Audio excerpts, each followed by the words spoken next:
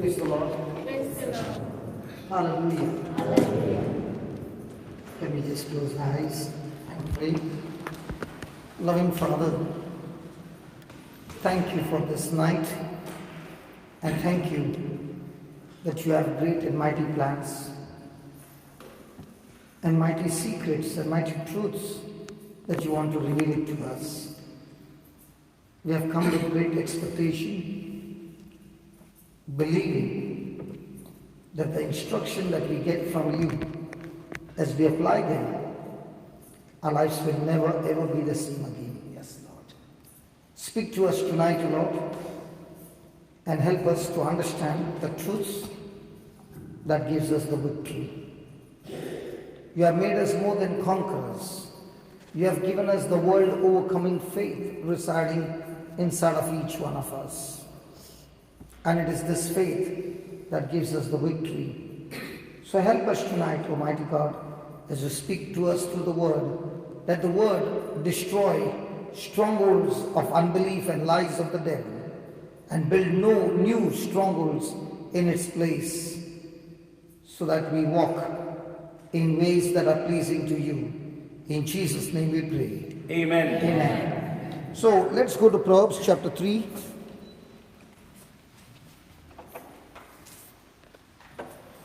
And verse number 5. Proverbs chapter 3, verse number 5.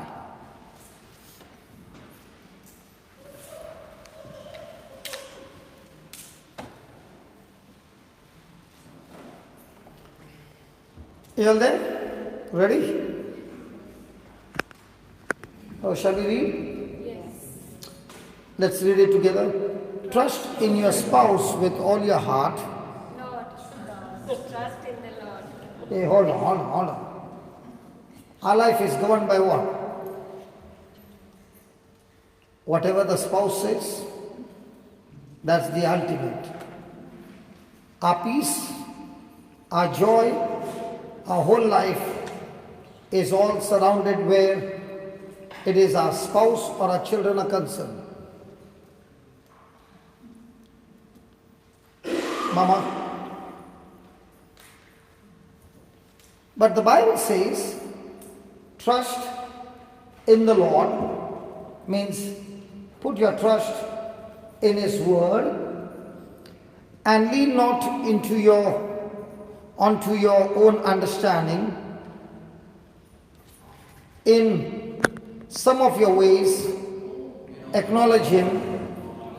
The things that are comfortable, acknowledge Him. The things that are not comfortable, Lord, take my neighbor. Hallelujah. Hallelujah. Hallelujah. When the Lord demands that I must die to my flesh, Lord, take my neighbor. But when it comes to my blessing, Lord, don't forget me. Let all the blessings come into my house. Hallelujah. Hallelujah.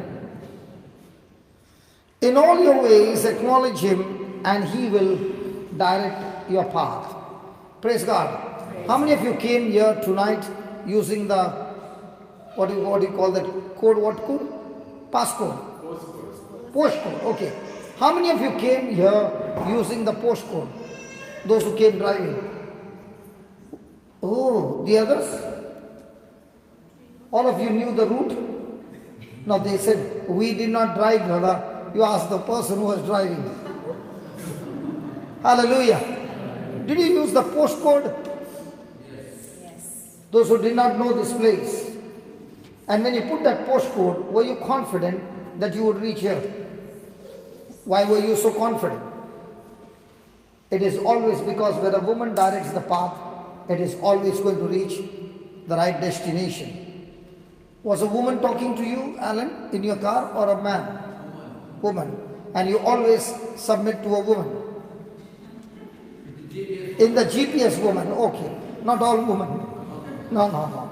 Now, were you confident that you would reach? What made you confident? You came yesterday, that's why. Not because she directs your path. And what if you miss a turn?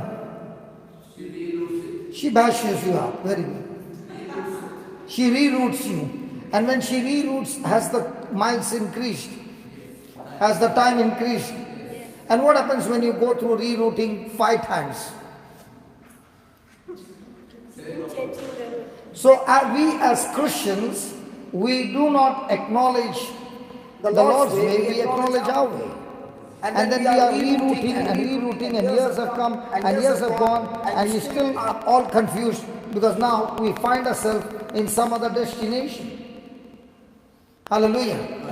Because most of the time we want to acknowledge things based on what I think. And the Lord says, acknowledge everything in God's way. Praise God.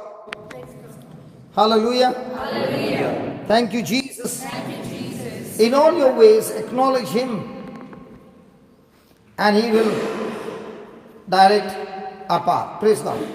Now, when you look at the 5th verse, He says, trust in the Lord with all your heart.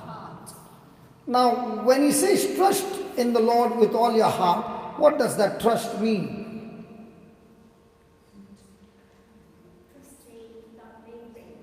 Trusting without wavering. On the day of the battle, is your mind going to be wavering?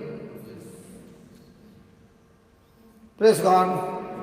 How many of you have ever seen a very close football match? Any team could win. And at the last minute, the goal was scored. And your favorite team won. Have you ever seen any man watch football match? On TV? Hello? Yes. And when the ball is in close to the goal post, what do you find the man doing? It looks like he has got the ball. Come on, and at that time, if the wife is calling him, he won't listen, he doesn't even know he's at home. He's right inside the ground, through the TV. Praise God. Hallelujah. Hallelujah. Now, let's say he was not there at home and you are watching the match and he comes after his night shift early in the morning and is asking, darling, who won? She says, I don't know. And he sits to watch the same match. Now, is he full of zeal in him? Because he doesn't know the final score. But what about the wife? She's also watching. Is she cool? Come on, talk to me. Yes. Why is he so excited and she's so cool? She has seen the match on the ground, on the TV. In the same way, the match was won on the cross, but we see the same match on the TV, the highlights, watching the Bible, and because you know the match has been won, you are cool, you are excited because you know that the match has been won. Hello, the match has been won. Tell your neighbor, tell the neighbor, the match has been won. Hallelujah. Match Hello, has won. Jesus has won the match not for himself but for us. And that's what he's saying. When you trust in the Lord with all your heart, you are not fighting for victory, but you are fighting to keep your victory. For example, a person is sick, he is not fighting to get his healing, he is fighting to keep his health from sickness and disease. Hello? Are you hearing what I'm saying? So that's why the Lord says, trust in the Lord with all your heart, and lean not onto your own. Okay, is there anybody here who has his own mobile? Take your mobile in your hand. I want to teach you something. But promise not to copy. Take your mobile in your hand. Come on. Let's study something practical. Have you got a mobile? Can you be like a child? If you can't follow this instruction, how will you follow God's instruction? Have you got a mobile? Everybody got the mobile? Okay, go to the phone keypad where all the numbers are. And please don't copy from the neighbor's phone. Are you ready? No cheating, okay? Now put that. Plus, I'm going to give you my phone number. You can be in touch with me. Okay? And this is a real phone number, okay? Put there. Plus 91 861 080 7901. Did you finish? Now all those who did not put that plus, lift your hands up. I said plus 91. All those who did not put that plus, lift your hands up. Be honest here, you are in the church now. Come on. Only one lady is honest. 2, 3, it's coming, it's increasing. 4, come on, some more. Oh, you had the best thing. That's wonderful. You left it at home. Praise God. Hallelujah. You don't bring it to church. Praise God. Hallelujah. Come on, only 4? All the others got plus. What about those 4? Did you see plus on the keypad? No. So there's a problem in your phone. Please, those who lifted your hand over the phone to me. How did you get that plus? She's still looking at her keypad. Is the plus there? So did you get it? Trying to figure out. Okay. See, the neighbor is saying already, I told you no cheating. Now, when you take your finger and keep pressing that 0, it turns to plus. Oh, look at the expression. Got it. Now, what was that? What you just learned? A practical working knowledge that solved your problem, and then it is called as understanding. Understanding is not just having knowledge. Understanding is when you have a practical working knowledge by which you can solve your problem. Hallelujah. Hallelujah. So the Lord is saying, lean not unto your Own understanding. own Understanding. So there are 2 kinds of understanding. Understanding that the world gives you and the understanding that the Lord gives you. The world teaches us to have understanding based on our senses, and God is saying, I'm going to give you understanding based on faith. So one understanding leads you into a natural life, and the other understanding leads you into the supernatural life. And if you see, when Jesus chose the fishermen as his disciples, they did not have the understanding which was of the kingdom of God.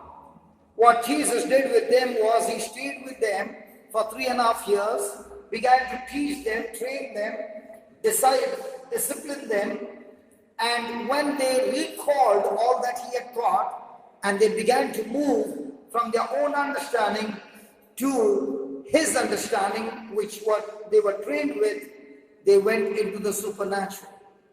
Hallelujah. Hallelujah. And that's why you can see Peter saying, after Jesus' death and resurrection, talking to a man born crippled 40 years, telling him, hey, listen, I don't have silver or gold. You're begging for alms? Come on, I've got something more greater than silver and gold. I have Jesus of Nazareth. Now, come on, in the name of Jesus, rise up and walk. Now, what was he talking about? He was talking about God's understanding. Hallelujah. Hallelujah. So when a person begins to get deeper and deeper in the Lord's word, the Spirit of God takes you from your sense knowledge to the word knowledge, and that shifting from seen to the unseen is what is called as faith in action, and that's where everything turns into supernatural. Let's take some scriptures to understand it better. 2 Corinthians chapter 4, verse 17.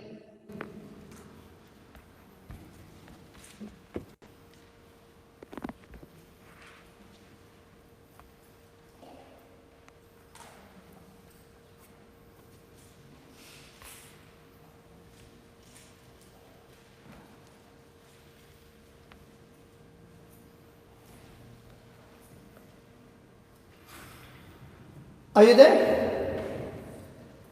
Let's read that together. For a light affliction, pause. What's an affliction? Affliction is anything that comes against you. It is an opposition. It is a negative force coming against you. Are you with me? Yes. For a light affliction, which is, but for a moment, what? Worketh against us, worketh against us, worketh against us. Hey, worketh against us. Come on, it works against us. Okay, let's say a person got cancer. Is it going to work for him or against him?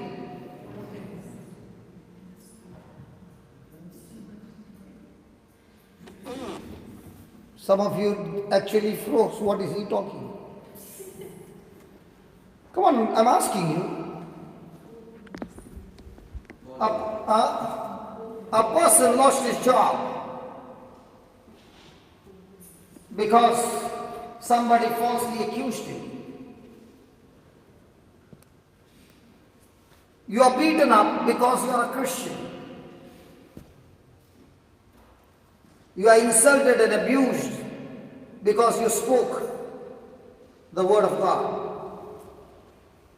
So all these bad experiences, are they going to work for you or against you? For you. Who is saying, can you lift your hands up? I'll pray to God to give you some cancer. Now let's ask a question. If these afflictions are supposed to work for me, then when I see a person in the hospital who is afflicted, is that person so happy that this affliction is working for him? Or is the person already depressed? And more depressed because his best friend did not show up? And even though some people came, they forgot to bring the coconut water, which they are supposed to bring when they visit a person who is sick. Hello? So is that affliction really working for you or against you? And it is working for you for what? For eternal weight of glory. Say that glory. Say that glory. And what is glory? The glory of God filled the temple. What's glory? Presence. So what is presence? Glory. Okay, let me explain to you.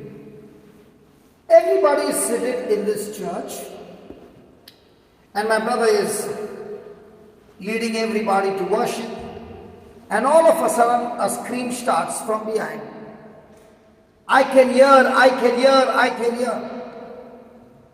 So everybody is saying, we also can hear what he's singing. And the person comes and says, my ears were gone, they were deaf, they were dead, and they had been dead for 12 years, and the doctor said, the nerves are dead, and when the nerves are dead, no doctor in this whole universe can heal a dead nerve. Now, how many of us saw God? None. How many of us saw the Holy Ghost? None. But how many of us saw the working of the Holy Spirit doing something supernatural? So when I see God's power in action with my natural eye, it is called as glory. Even though God is spirit and is invisible, but I can surely see his mighty works. So when you look at the mountains, what does those mountains speak? God's glory, who created those mountains. When you see those beautiful birds with beautiful colors, what's that? God's glory. When you see those beautiful flowers and those colors of those flowers, what's that? God's glory. Praise God. And when you see those beautiful birds, have you ever seen those birds starving? Have you ever come across the birds which are flying in the wild die of starvation? But you will definitely hear those same birds which were put in the cage, they have died with starvation. So when the birds are out in the open, that's God's glory. And when the same birds are caged, that is man's glory.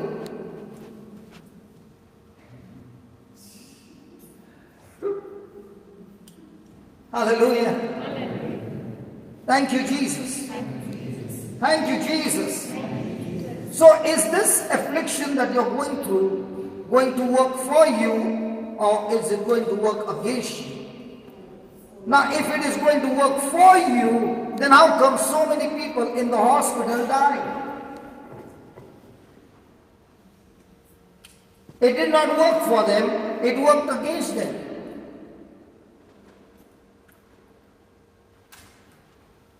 You mean to say you are not supposed to die? You are supposed to die. I'm not saying no. Everybody is going to die. But there is a death with joy and victory, and there's a death with depression and torment.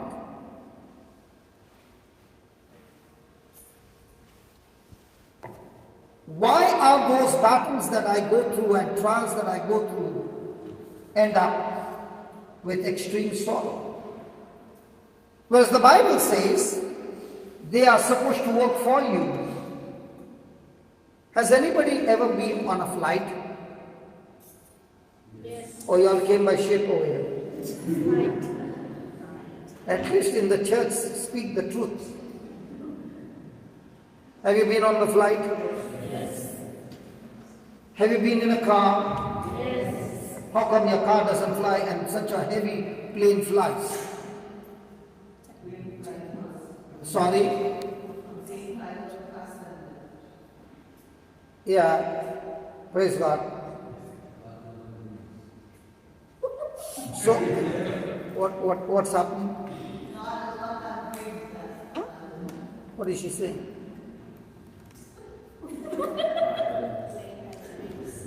A plane has got wings and car doesn't have wings. So if you fix the wings, it will fly.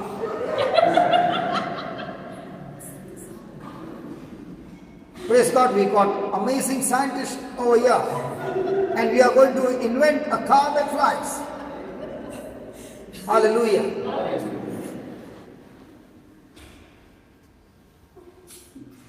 Now you'll say, brother, do you know the cars do fly? Those designed like a drone. You know a drone? Yeah. Now is the drone having a fan? The blade? Yes. What is it working on? Air. The principle is air. Now, can you see the air? But is it there? Yes. In the same way, when the pilot brings the plane on the runway, can you see the air? No. But does he hit the speed somewhere around 300 kilometers per hour and plus? Now what happens? How many of you have ever seen a storm on the news channel and the wind is blowing at 200 miles and the cars and houses are flying off in the air? Have you seen that? Yes. That's exactly what happens on the runway. In that news channel, you see the object is stationary and the wind is blowing. But on the runway, the air is stationary and the object is coming against it at the same speed. And that's why the pressure is built on the wing, and that air pressure is what lifts the plane up. So there are two forces over there. There's a force called the law of gravity, and there's a force called thrust and lift.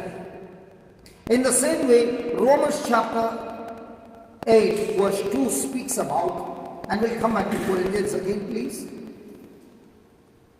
Romans chapter 8 verse 2 says that the law of the Spirit of life in Christ Jesus has set me free from the law of sin and death. Can you read it, please? For the law of the Spirit of life in Christ Jesus has made me free, or will make me free.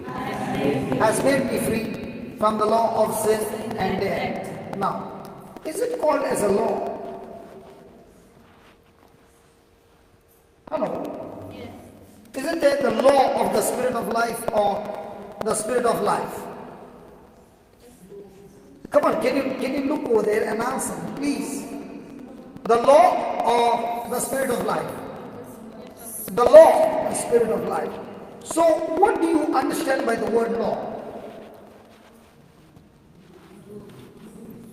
That's all. A law is a principle that has been tried, that anyone who gets involved in it, the result will always be the same. Whether you are Christian or non-Christian, the result will be the same. Whether you are tall or short, the result will be the same. Whether you are fair or dark, rich or poor, anyone who gets involved in it, the principle brings the same result. And that's why he says, there's the law of the spirit of life. And then he adds over there, in Christ Jesus. So when God spoke the word, he created the world, he created Adam and Eve, and when he created Adam and Eve, the first thing he did was, he blessed them. So that he blessed them. What's the meaning of the word he blessed them? He empowered them. He empowered them and gave them instructions. He said, be fruitful and multiply. So when he said these words, be fruitful and multiply and have dominion, the spirit of life was activated. Are you understanding? When the spirit of life was active in the Garden of Eden, everything was good. There was no sorrow, there was no sickness, there was no death, there was nothing, no curse, no bondage, nothing, everything to the best. But a day came when Eve received information from some other source. God is our source, and she got the information from Satan, and it was an information given in such a way that it looked to be a truth, but it was a lie. And it was a deception, and Eve believed that lie to be a truth, and she ate the fruit. She then went and spoke the same words and gave the fruit to her husband, and he did eat it. And the moment he ate it, a law got activated called the law of sin. So God had activated the law of life, the spirit of life, but Adam, by his disobedience, activated another law which was opposite to the law of life. He activated the law of death. And when the law of death got activated, a virus hit mankind, and everyone was under curse and destined to go to hell. How many of you have seen Star Trek? We used to have that serial Star Trek. Hello? And when we were small in Doordarshan, we used to have that Fireball XL5. Anybody who used to watch? When we were small, Steve, praise God.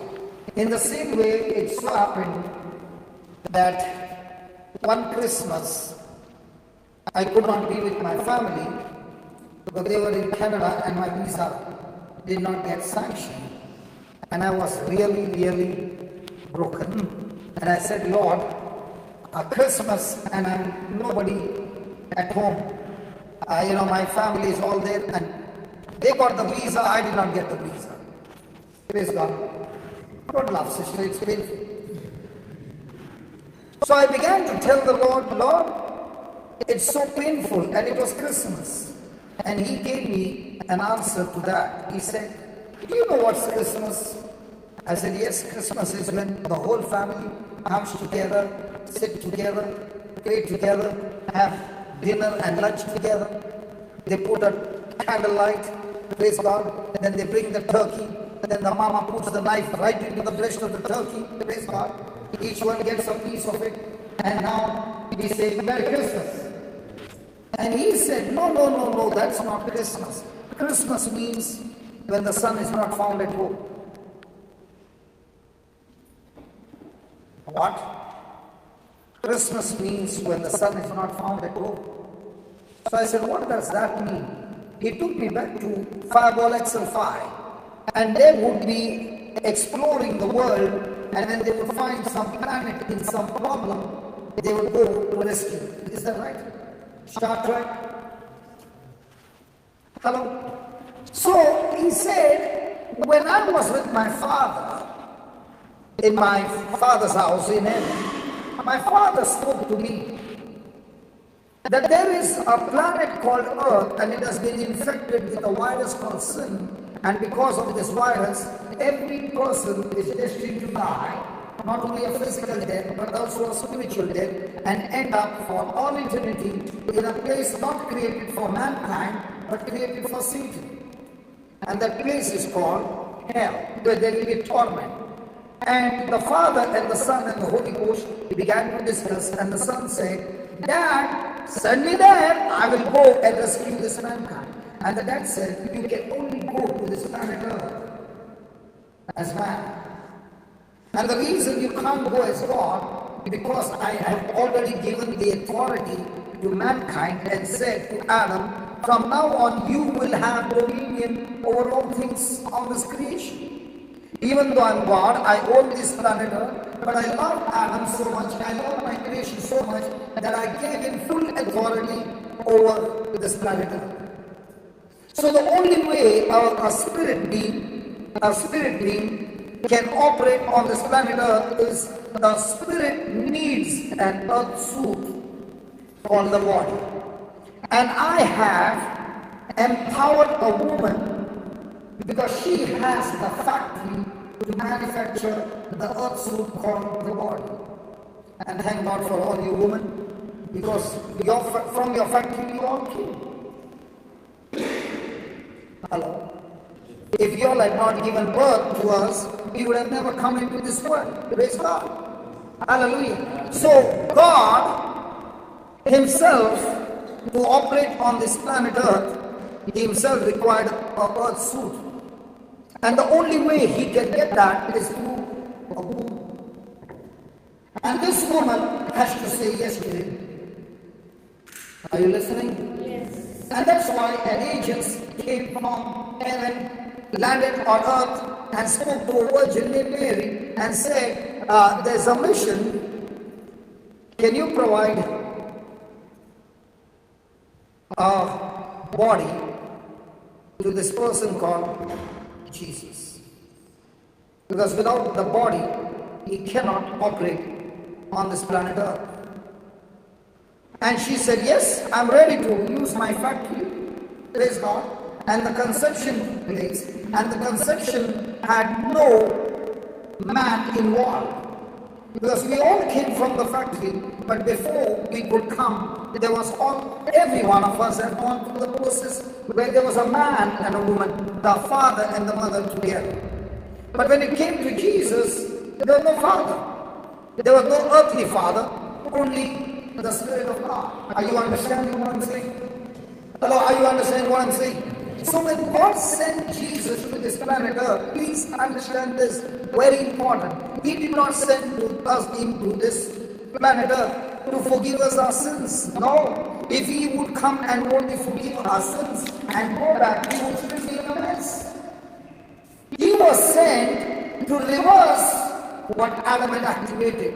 Adam had activated the law of sin and death. And Jesus has to come to this planet Earth, live as man, and be tempted in every way. And in all these temptations, the response that he has to give is the Father's will, whereas Adam gave the response against the Father's will. Are you following?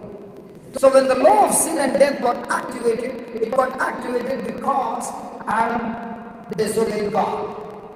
Now to reverse from sin and death, Jesus had to take the battle in a much severe way, and this time he has to even go to the point of death, and in that battle he has to submit to God.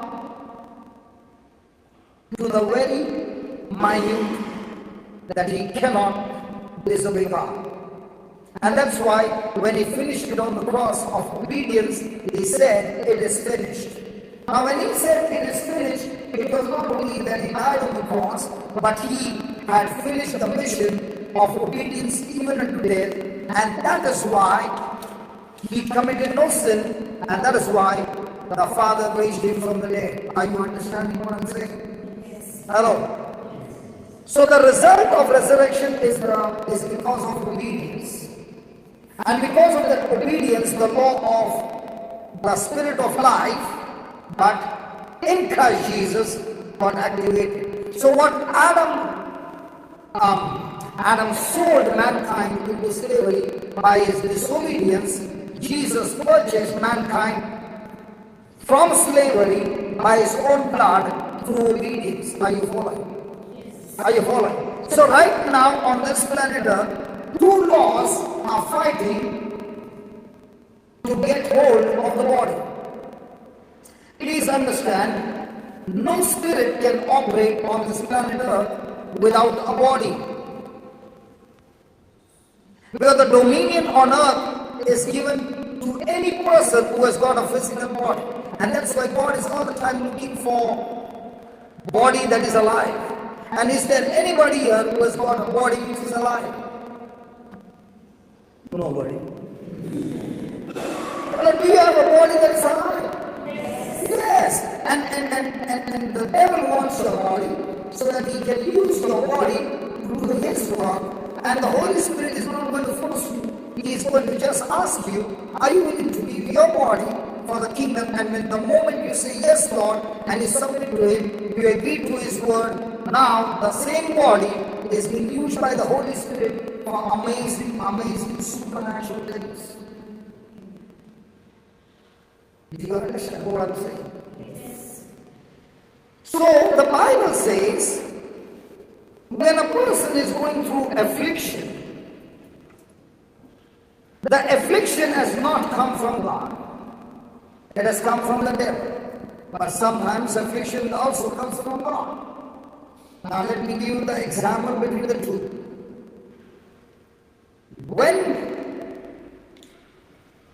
Abraham was asked to sacrifice his son,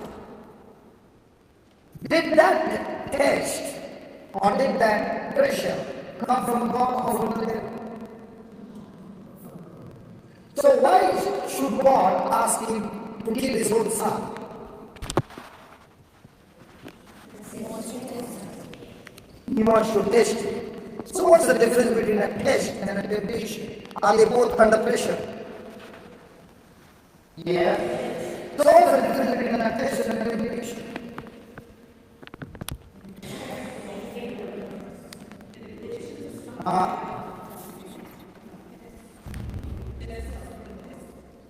Test is what? Test is when somebody is testing very good. And temptation is when somebody is tempting very good. Test is to build a testimony, and temptation is to build a testimony of how you fell into disaster. So every time testimony, that means every time temptation comes, it is failing a failure.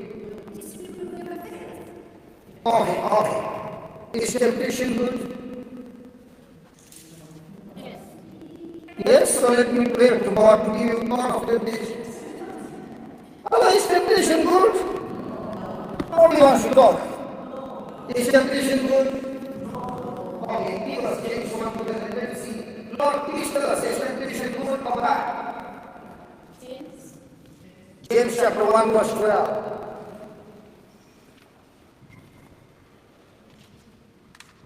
What does he say? Blessed is the man, not a woman. Hello, blessed is the man, not a woman. Because men are always tempted. Women, they never get tempted.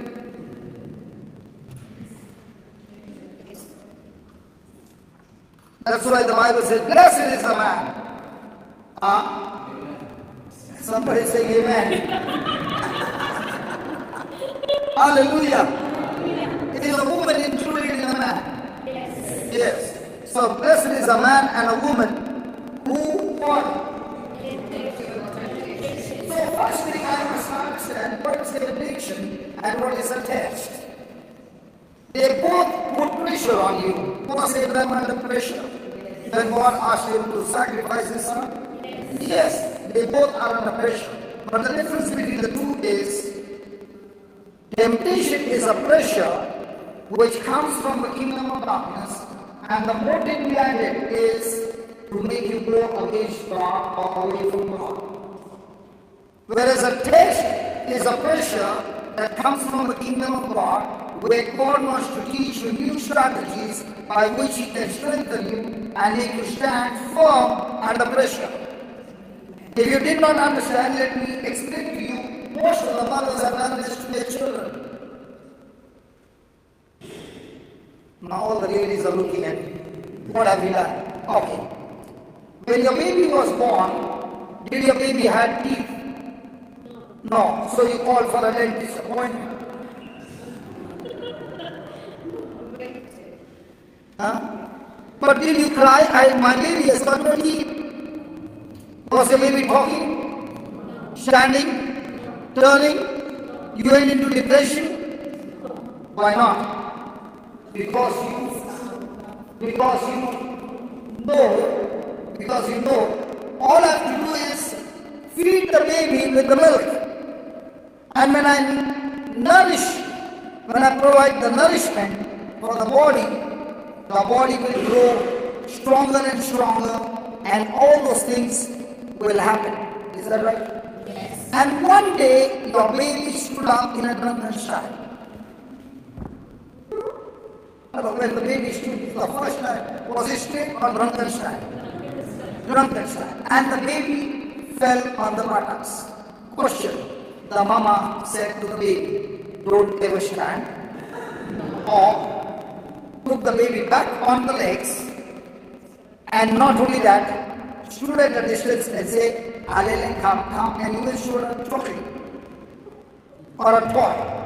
And the baby in a drunken style fell again. The baby cried, but the cruel mother made the baby stand again.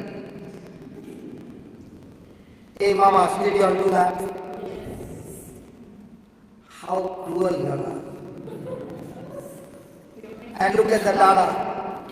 When the baby fell, the dada just lifted the baby close to his bosom. But the mama, why did the mama do that? Not only stronger, the mama knows the potential in the baby is not only to stand, the potential in the baby is far, far higher. Because she knows, in the same way, when God puts you to the test, He is the one who has created you, and He is the one who has put potential in you, and He wants to get the best out of you, and that's why He is putting the test on you, so that He can strengthen you and teach you His ways, so that you are now much, much stronger in the matters of your life. Hallelujah! Hallelujah! So the pressure coming from the Father is to make you strong and stand against the pressure.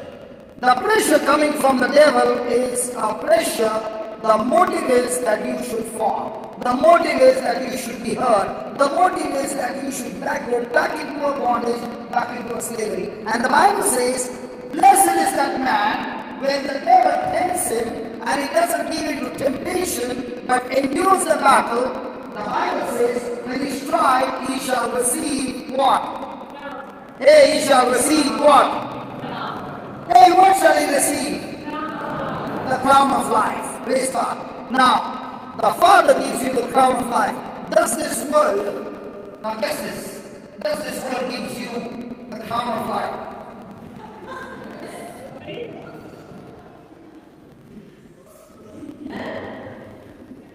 What's that? Not fashion. Miss. Does she get a crown? How many clothes should she put down? Hello? Am I talking what is happening? Yes. And for how long is the crown? 1 year. And what about this crown? Life.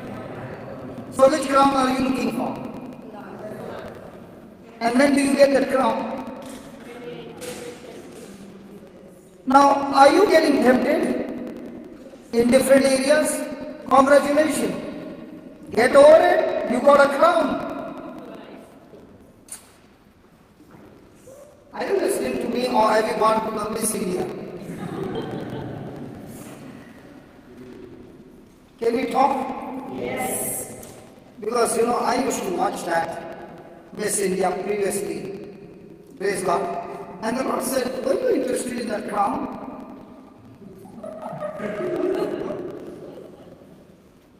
And He said, the day you get interested in my crown, it's so different. Praise God. So every temptation you pass, how many crowns will you get? Many. And how many head you got? You don't get many crowns. You get only one crown. And the more and more temptation you pass, the crown begins to shine brighter and brighter. And when the crown starts shining brighter and brighter, when demons look at the crown, they know, don't mess with him. In the spiritual life, there is the grace. Hallelujah. So when your crown is shining brighter, it's like Jesus. He did not even have to scream. When the man with the demonic problem that he was in a cave, you remember? When he came charging towards Jesus to attack him, Jesus looked at him and he bowed down and he said, please do not torment us. Jesus, the Son of God. Praise God. What did Jesus do? You know what happened to those demons? When they saw Jesus coming from a distance, they saw him as man. But when they came so close to Jesus, they found that he is not man, he is full of God. Because the fullness of God was in him, because he had not failed a single temptation. Are you understand? He was a shining light, and they got tormented by the very presence of Jesus. Hallelujah. And when Jesus said, unclean spirit, come out, they began to plead, they began to negotiate. Hey, Jesus, please don't send us to the place that has been created. If we have to go there, we know we have to go there, but not before time. Please send us into the pigs. You remember? Hallelujah. In the same way, when you are overcoming temptations in your life, you don't have to scream to the demon to come out. Praise God. But if your crown is got no shine, and you're saying, demon, come out, the demon is saying, I'm not coming out. And you're saying, you have to come out in the name of Jesus. The demon says, no, I'm not coming out, and I want to tell you I'm not coming out. And he says, why are you not going to come out? Because you and I are in the same team.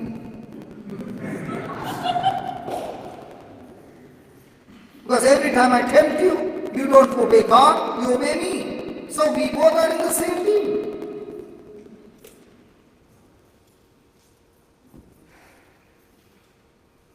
Can you ask your neighbor, is he talking about you? It is so good to see husband and wife asking each other.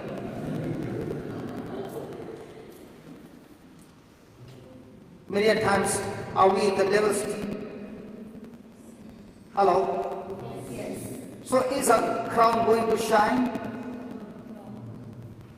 Praise God.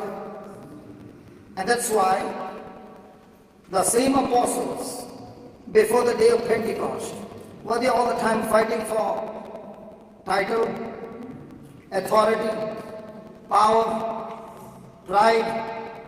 But after the day of Pentecost, do you find them fighting? Were they overcoming every trial, every temptation? Were they interested in their self-glorification? No, their life had changed. They were more interested in how their self can bring a blessing to the nations. Amen? Hallelujah. Hallelujah. Well, let's give the Lord a big hand for that. So the next time you are in the midst of any kind of trial, the focus should be, I must pass the test. And when you endure the temptation, and pass the test, you receive the crown of life which the Lord has promised to them that love Him. How many of us love God? No. That's what we say. But what does Jesus say? Who are the ones who love Him? The ones who keep His word. So if I fail to keep His word, did I love Him?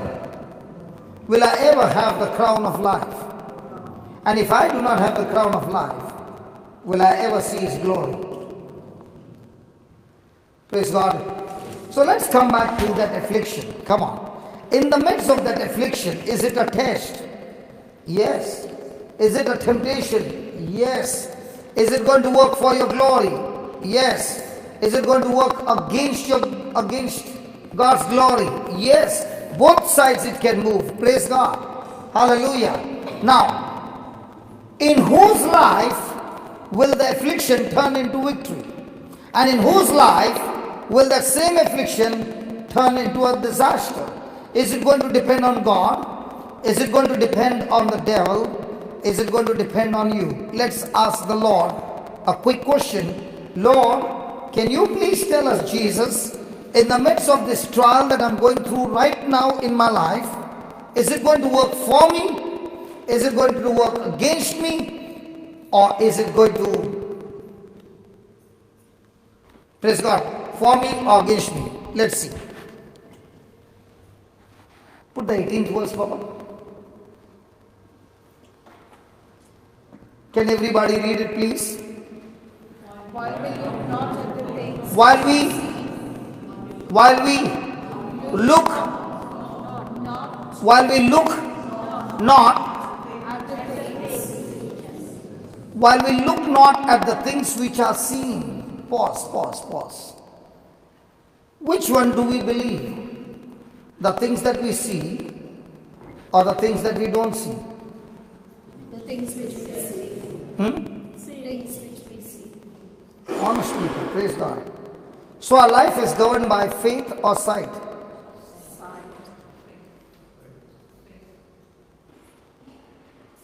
See, if any person seated here is saying, my life is based on faith, then the result will always be that that person cannot live a natural life. His life will always be supernatural. No matter how big the battles are, it will turn into glory. Now let's take for example, St. Paul. Did he have afflictions? Yes. Did he get lashes? Yes. How many? One less, 39. Praise God. But how many times? 5 times.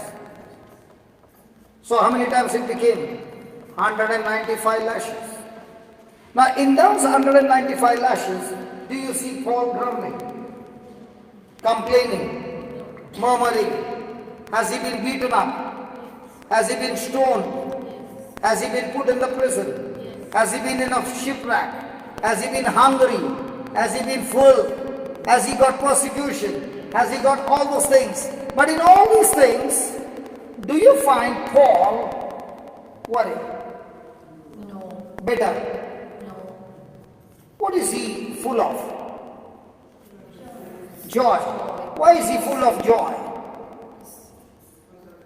Because he is saying, the life that I got now is a life in Christ Jesus. All this time I lived my life without Jesus. And now that I've got this life in Jesus, I'm on a time span. I'm on a timeline. And before my time runs out, I have to go and get as many as I can, the souls from the kingdom of darkness into the kingdom of light. I am not depending on myself. I am no more self-sufficient, self-dependent. I am no longer self-conscious. I am all God-dependent, God-conscious, and it's all about God. So you can kill me, no problem. But even if you kill me, I've got news to tell you, devil. Go ahead and kill me. I've been longing to die so that I have never seen my Savior face to face. I will be so glad to meet my Savior quickly.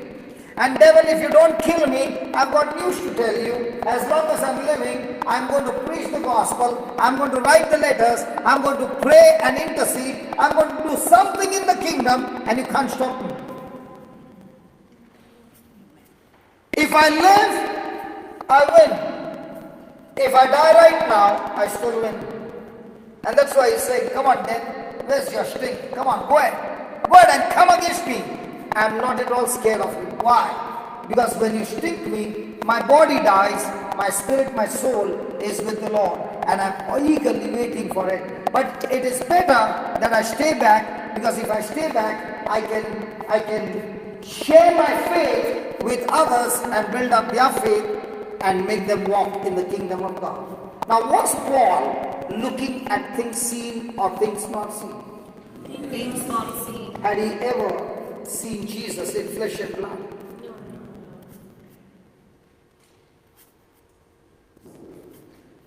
But what was his relationship with Jesus? Much more than the ones who had seen Jesus and lived with Jesus in flesh and blood. Come on. So what kind of a lifestyle did Paul develop? He developed a secret. The scriptures that were speaking about the Messiah, I had misinterpreted, and I went against the church, and I persecuted the church, and I killed so many. But now, my hands are clean. Why are my hands clean? Because the day I encountered him, he not only forgave my sin, he washed me and made me a new creation. And from now on, I'm no longer looking at my past, because my past is nailed on the cross. I'm looking at the one who came to give me life. And I'm not looking at things seen, I'm looking at things not seen. Last night, we had a man who had a back problem. You remember? We were praying and he did not get healed. We were praying, he did not get healed. And then my brother Vincent began to tell him, your problem is not that God's not going to heal you. Your problem is you have not yet renewed your mind. You are still looking at things seen and not at things not seen. The things not seen is that when Jesus' body was wounded, at that very moment, the Lord said, by his wounds you have been healed. But your senses are saying, I am not yet healed. Now the choice is yours. You can stay on your sense knowledge all your life, and the power that brings healing is not outside you, it is inside you. Let me show you that. Give me Ephesians 3:20.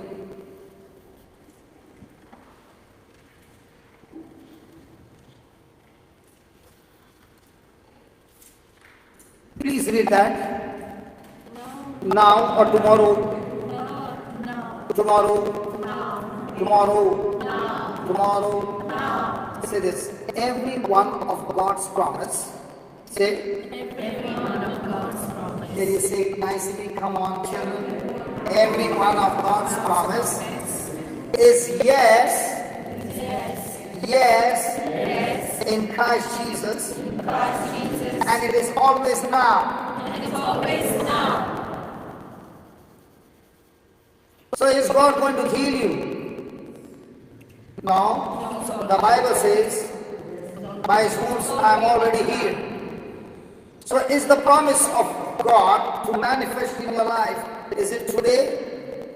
Now. Tomorrow? Now. It is always now. It is now and a yes. Praise God. Hallelujah. I remember a testimony. Can I share one more? I used to go in my early days to a place called Naigaon, close to Vasai, in Bombay. And we used to have there, on a particular day, I think it was on Monday, in the church. And I was preaching over there, and then was laying of hands. So everybody would stand in a circle, and I would go and lay hands on everybody. So when I came to a particular boy, the Lord said, don't touch him. So I skipped him, and I moved ahead. Now, if you are in a queue and the preacher doesn't lay hands on you and you go ahead, will the person start questioning why? And I finished laying hands on everybody and I said, Lord, what do I do now? He said, go and hug him. So I went and I began to hug him. And the moment I touched him and hugged him, I started weeping. And I wept and wept and wept. And I've never seen this boy before. Praise God. He's taller than me. And his weight is nothing more than 45 kgs. So you can say he is only full of bones. And after praying over him, he began to look at me and he began to wonder, why is this man crying for me? Praise God. On that day, he had made a deal with his mom. The reason of his deal was that the doctor had told him that he is suffering from HIV, TB, last stage, and he has got just a week or two to live. So he went to the Naigaon railway track, stood before the train, but when the train came, he had no guts to stand. He moved and the train passed. He spent 2 hours on the railway track and he could not commit suicide. So he walked from Naigaon to the creek and he looked at the water and he began to think, if I jump, that's the end. But there also fear came and he came back. And then he made a decision, anyway, I'm taking drugs. I can even end up my life by taking an overdose drug that I will never see tomorrow. And that's why he came to his mom and he said to his mom, I need money. I need 250 bucks. So mom said, I will give you on one condition, you come for the meeting. So he said, I'll come for the meeting, 1 hour, 250. Anything increasing, 250. The mama said, I will give you everything, but you come for the meeting. So he came for the meeting and he's only looking at the watch. 1 hour is over. My meeting starts on the second hour. Praise God. And on that day, I came preaching a sermon called Every Promise is a Yes, and it is now and now and now. It is a yes and a now. It's a yes and a now. It's a yes and a now. And I've come to tell you, brothers and sisters, I've come with a blank check, a blank check, a blank check, signed by Jesus, a blank check, a blank check. And I began to speak about Mark 11:24, where Jesus said, whenever you stand in prayer, ask whatsoever you will, and believe that you have received it, and you shall have it. It's a blank check. And as I began to say blank check, blank check, blank check, he was sitting there for 250 bucks. So when I said blank check, he put his eyes up to see what is he talking about blank check. The whole sermon he heard nothing. Hallelujah. Hallelujah. And now he began to pay attention to what I was saying, and he heard two things. One, a blank check. Two, every promise is yes in Christ, and it is not. So when I hugged him, he began to look at me. I looked at him. He did not say he's suffering from HIV. We finished up prayer. He went home. I went home. And praise God, that night was the last night. Hallelujah. He went off to sleep. And the next morning, he did not get up. So the doctor was called and the doctor said, he's dying. So all the relatives began to come to give him the last sacrament. Praise God.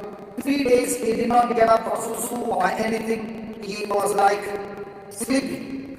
After 3 days he opened his eyes and the mama began to give him spinach. Not because he would become Popeye, but because he could not eat. Okay, she began to give him spinach soup, and by the time I came the next month, because I would come one time a month, so by the time I came the next month, he was there. And he looked at me, and I looked at him, and he said, you know what? The last month you hugged me. I said, yeah. And I want to tell you, I'm completely healed of HIV, completely healed of tuberculosis, I'm completely healed and set free. I said, I know that you are healed, but what are you going to do now? He said, I don't know. I said, go and think. Every day I go out to preach. You come, meet me at the you can deal with me. every day from afternoon to late night. I go to preach and you can sit with me on the mic. He made a deal, praise God, hallelujah. And I said, what exactly happened? He said, when I went back home, I told my mom, you owe me 750 rupees because that man had come for 1 hour, but he preached for 2.5 hours.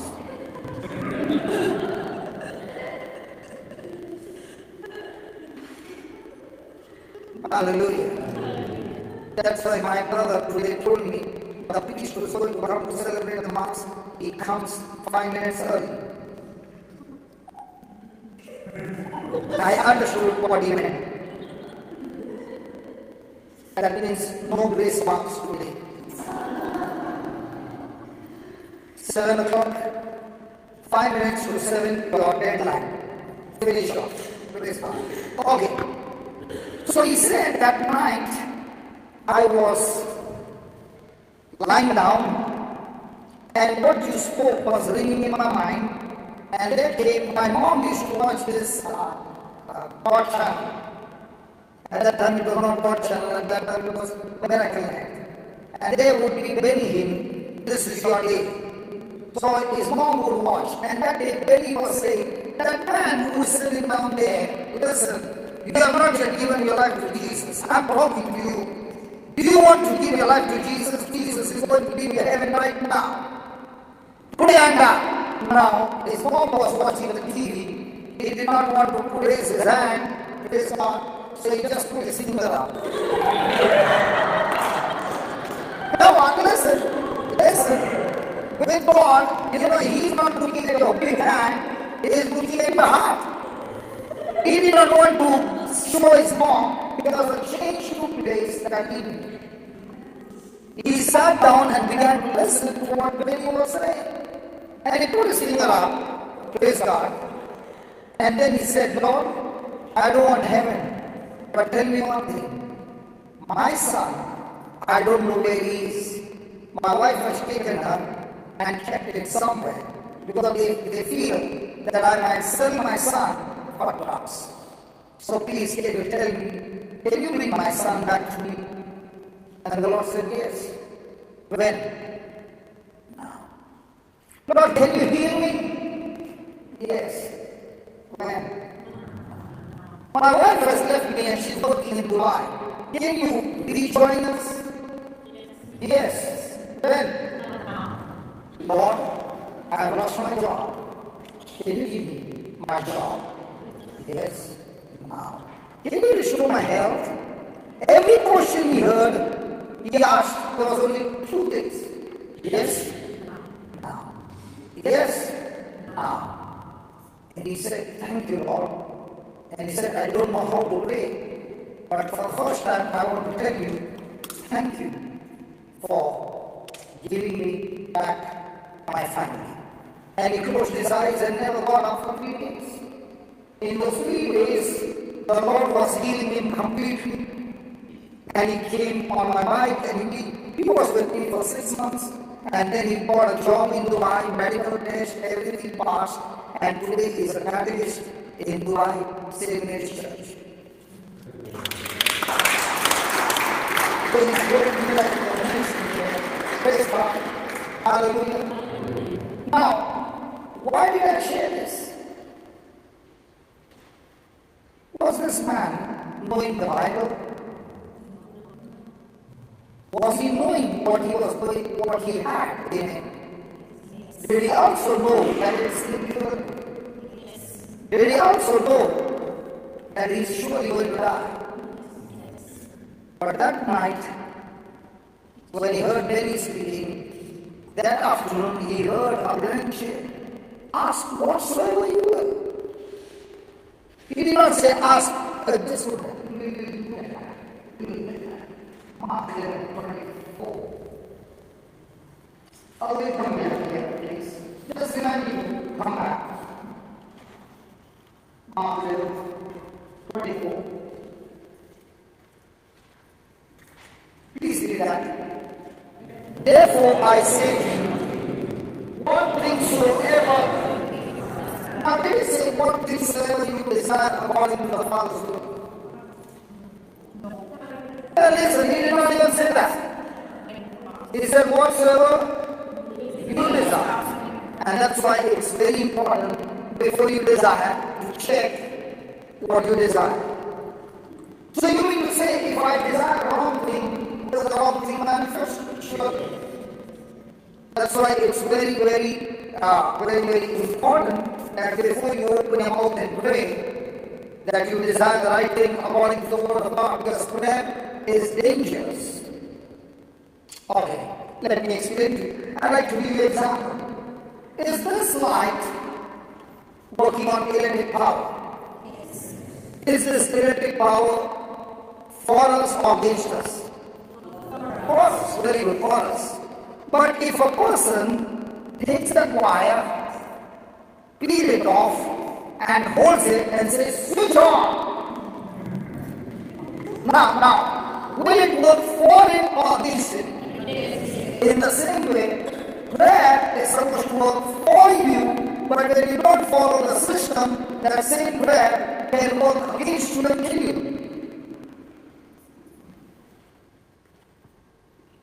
Can I give you some examples? Then we'll go back, okay? Go to Job 3:25.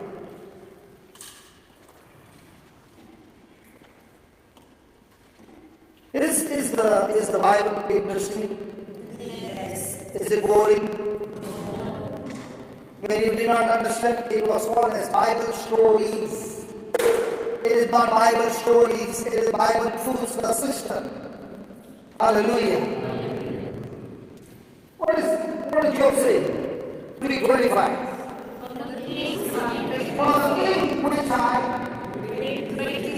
For the thing which I greatly feared, what happened? So what came upon Job? All that he prayed for. Now, did he pray with faith or with fear? Now, a person is praying with worry. Is he praying according to the word or against the word? So when a person is praying for a long time with worry, is that prayer going to work for him or against him? So give him all over examples right there. Hallelujah. But do we choose to remember? So did God kill Job's children?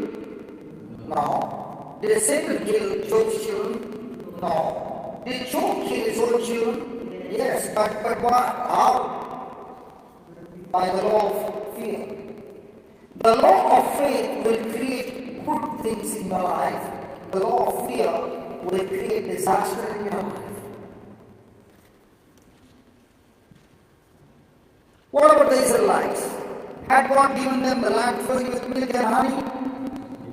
Yes. Had God said, I have given you, I will give you. I have given you. Did they get the land? No. Why not? Did they operate under the law of faith or under the law of fear? And in that fear, what did they say?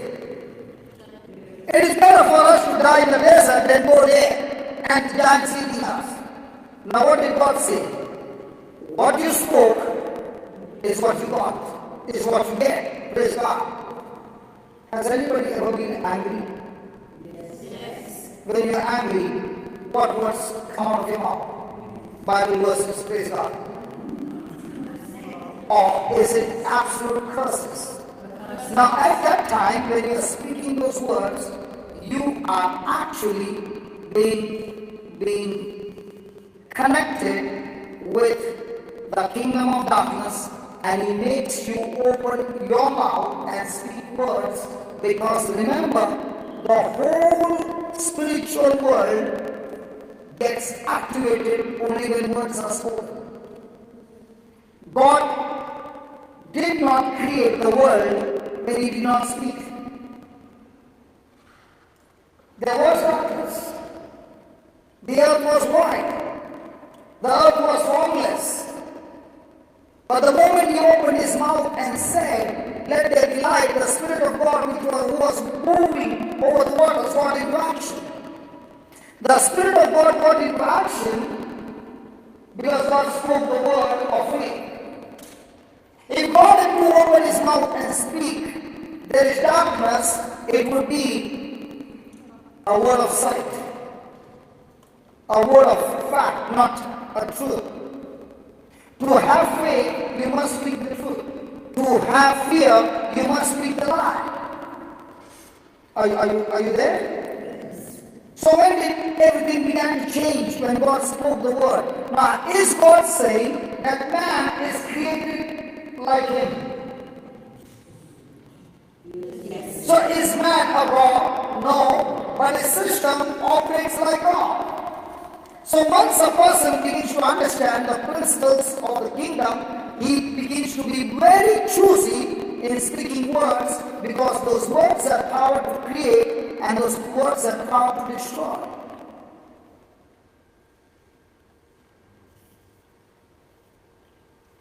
Are we together here? Yes. Are you with me? Yes. Hallelujah. So who killed Job's children? His own fear.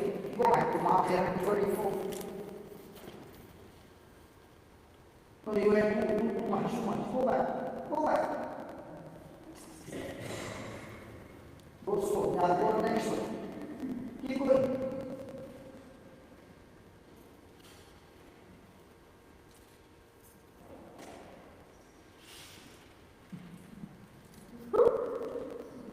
Therefore, I tell you, I say to you, what things soever you desire. So most of the time we are desiring for worldly things or godly things.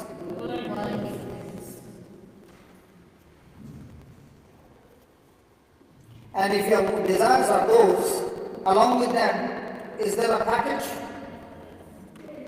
See, every person here, God has given you the freedom to choose. That's why he said, have dominion. Okay, let me speak to you something more deeper. Has God said to man, have dominion over all things?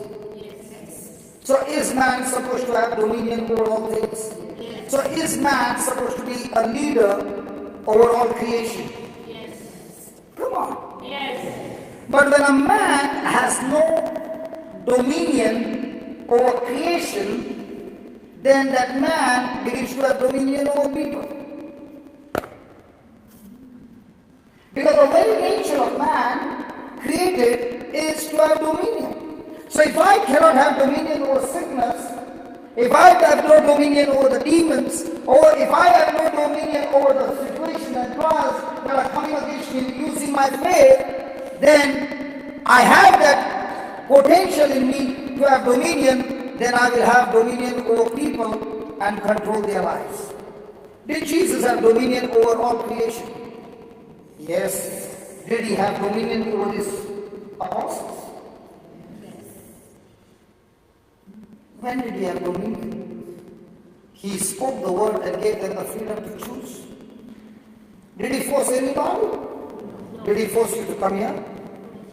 Or you came on your own will? Even today, he will never force anybody, because he has dominion over nobody. But he's saying, because I've created you in my likeness and image, you are supposed to be a leader. So if I cannot operate in the kingdom of God, then I will surely operate in the kingdom of darkness and still be a leader to lead others to hell.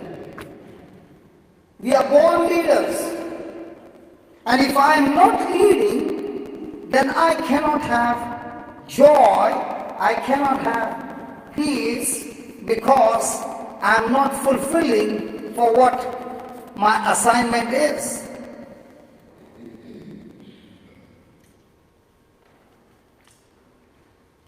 Hallelujah. Hallelujah. Thank you, Jesus. Thank you, Jesus. So are we all supposed to lead? That's why what did he say? Go 2 by 2 and stay in a house and teach them all things. Teach them all things for what? So that they become leaders and lead others. Hello? Yes. If you are a Christian coming to church and you are leading nobody in the kingdom of God, I tell you, you will get burned out. Because you are called to be a leader and you are not living as a leader. But a person who who is very simple, might be not even educated, learns a little things from the church, goes and finds people of the same kind, and goes and begins to talk to them of what he learned and begins to pray with them. In no time you will find he is flourishing. Why? Because he is operating in God's system. And the devil, who is a liar, has been telling you, you can only teach others when you know the whole Bible from cover to cover. That's the biggest lie. If you don't know the Bible from cover to cover, praise God, if Matthew wrote about what his experience about Jesus, Mark wrote about him, Luke wrote about him, John wrote about him, you go and speak what is your gospel and what Jesus has done in your life, and then you even speak that also gospel will lead people to come into the light. But if you're not doing that, you are being selfish, and in that selfishness, you cannot experience God. Has God given you the power? That's what it says. Don't think whatever you desire when you pray. What? Believe what? That you receive them. Believe what? That you receive them and you shall. Hallelujah. Hallelujah. Thank you, Jesus. Thank you, Jesus. Go back to Ephesians 3:20. That. Please read that. Now unto him who is able to do. who is. Able. Pause. Whatever you are going through right now, ask a question. Is God able to do something in a situation that you're going through? And the order will be yes. But in your real life, it's not yes. That's why you are worried.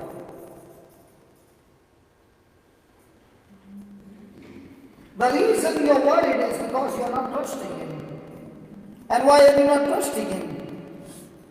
Because your reasoning is all based on sense knowledge and not word knowledge. And that's why the devil's job is to make you look to things seen.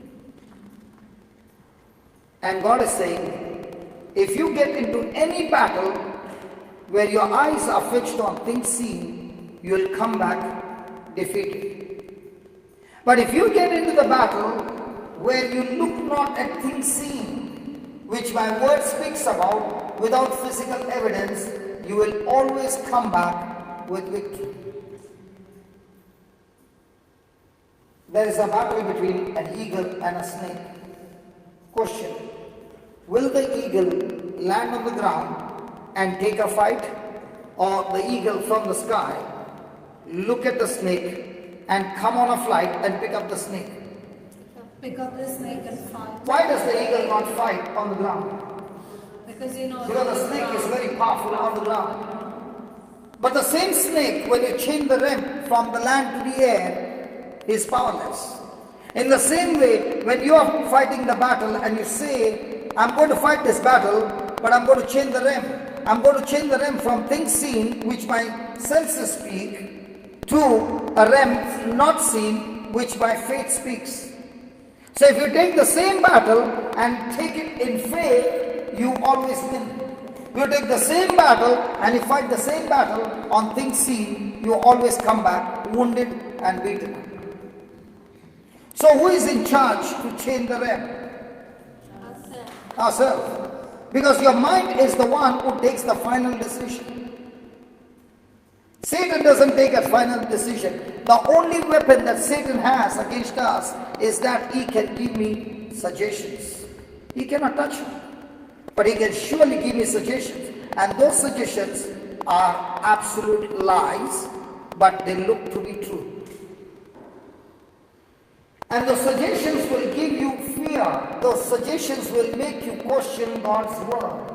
Those suggestions will take you away from what God has said in His word. And that's the battle. And that's why the book of Ephesians 3:20 says that God is able to do what? Exceedingly, abundantly, all that you can think, imagine, or ask. through the power, and where are you looking for power?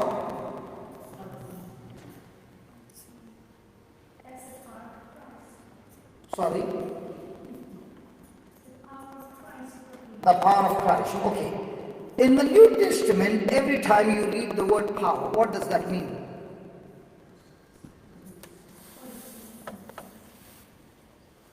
What does that mean? Jesus said, don't leave Jerusalem.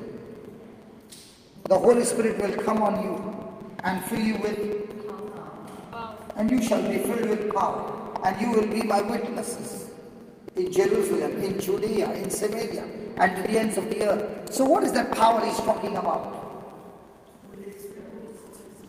Holy Spirit will come and fill you with power. So what will Holy Spirit fill you with?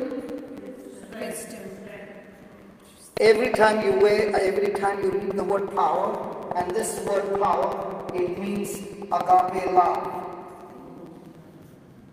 So when a person is operating in agape love, or what kind of love, he is no longer working on human love, he is working on God kind of love. A person who is working on God kind of love is a love that is selfless. It is a one-sided love. It is not based on the other person's performance. It's a love based on decision. It's a love based on action.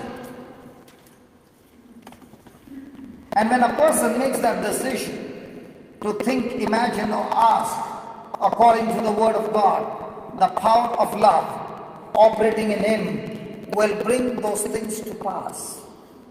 Now let's take, for example, when you see the apostles in the early church, did they operate in love?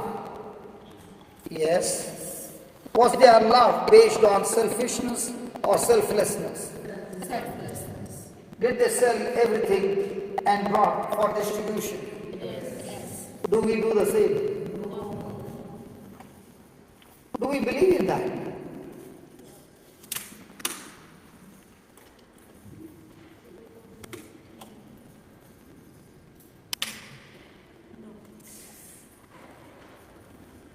And when they did that, was the power of God at its peak?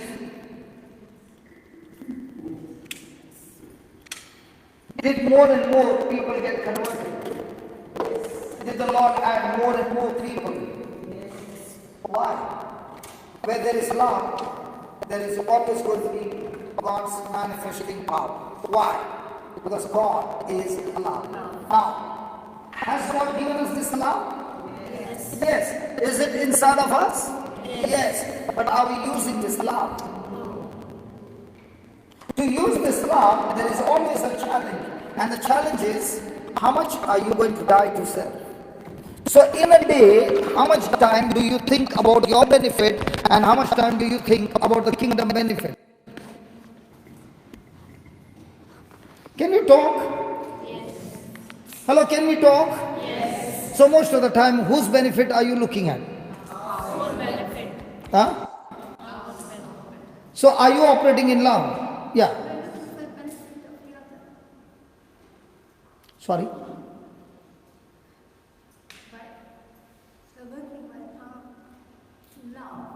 Yeah, the love is always about others. Yes, but we as Christians, where are we looking at? We as Christians, we are always focused on whose benefit? My benefit or your benefit? Okay. Tonight I'm going to stand from 11:30 to 7 o'clock. How many pounds will I get?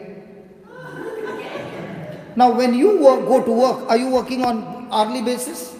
Yes. I'm asking you. Yes. So doesn't it apply for me? Now nobody wants to talk. And you take a break. You won't even see a break. That brother has been saying, please give a break, please give a break, please give a break. I think he got up and went behind for that only. Because when you're operating on agape love, you can see me standing for the next 10 hours and still be fresh, because it's not on human love, it's on agape love. Why am I sharing so much in depth? Because you understand the truth You apply the truth, and once you follow the system, you don't need me anymore. What's my job? My job is to show you the system. Now you get connected to God. Bye-bye, see you. I'm going somewhere else because somebody else needs to know the system. I'm not connected to you. I'm connected to you only till you understand the truth. Once you understand the truth, now you and the Holy Ghost in partnership going ahead, and you can see me now going to another city doing the same job. But if my motive is this, that per hour pounds, and when I go back, this man doesn't even give me a single pound, don't smile.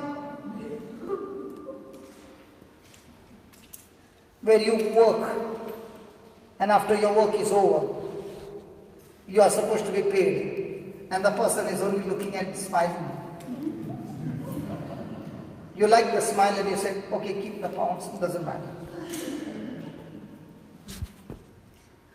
Because our whole lifestyle is based on the system of this world. But when a person begins to operate on the system of God, the results are mind-blowing, supernatural. Let me give you an example. Suppose you are from India, okay? And a child calls you early in the morning and says, Dad, I want to go to US for my education. What's the first thing that will come to your mind as a parent? Huh? Because it's good for her to say, I want to go, but is it going to cost money? Yes. Now when an Indian comes here for education, are the fees the same for those who are resident here? It's a little difference, right? Little? Huge difference. So, I got 2 babies. So both these babies are going abroad. It's going to cost me only 120 lakhs. How many years will I have to work to get 120 lakhs? I'm talking about from Indian currency, not your pound currency. I'm living in India. How many years? Nobody wants to talk. Can we talk? I'm still sharing about Ephesians 3:20. Can we talk, please? Yes. Yes.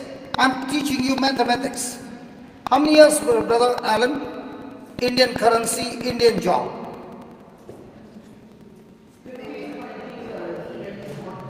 Huh? Depends upon the job. Yeah. Average, yeah. Lifetime. So I told my daughter when she called me in the morning, I said, see, I've got 2 properties which I've given on rent. So one that belongs to you, it belongs to me, but it's your share. I'll sell it off, give you the money, and the balance we can buy some other property for you. So she turned around and she said to me, Dad, don't you speak about faith? So why have you already made a plan to sell the property? Why not you and I make a prayer and say, God, you are my source. Can you just provide me the money for my fees? 7 o'clock. I said, that's a brilliant idea, baby. Come on, let's pray. We agreed. She went, the phone got cut. 7:45, I'm sitting for breakfast. A person comes and sits there. And he says, do you have children? Yeah. How many? 2. What are they doing? I said, this year they both are finishing their graduation, one in engineering, another one in commerce. So he says, why don't you send them to study abroad? Why don't you send them to US? I said, the elder one has already made a plan. So very next moment, the voice comes from his mouth. Can I sponsor her? And I called up at 8 o'clock and said, hey baby, your fees are paid in full. Now, why should this man sponsor my baby because I'm handsome.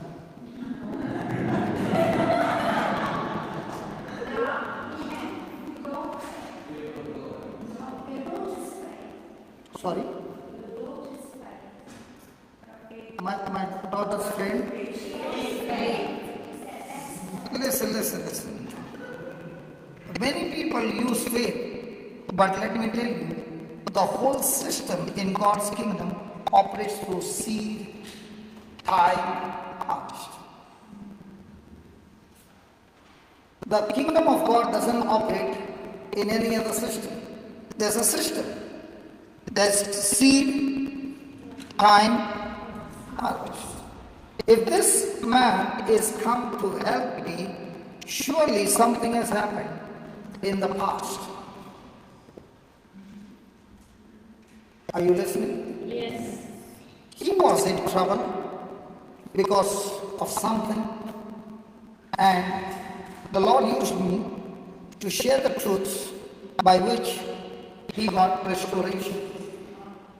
So when he got restoration, God moved in his heart and he solved my problem.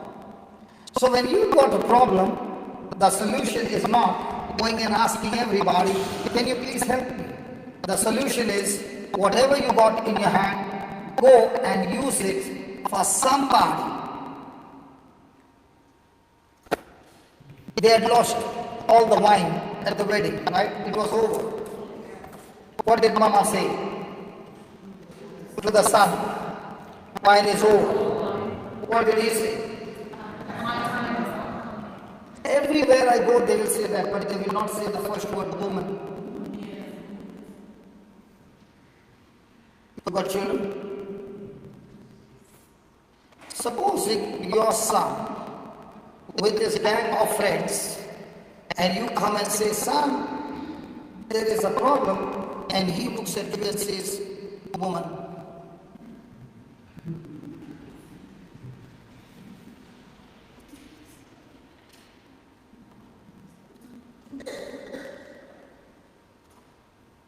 Will you address your mom as woman? The word of Jesus.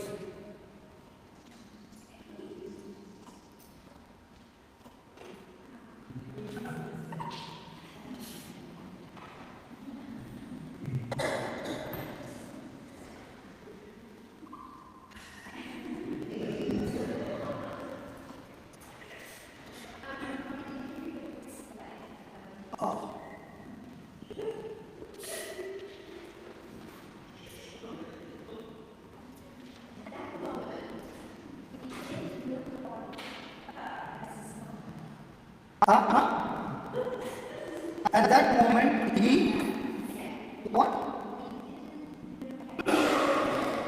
did not look at her as his mother.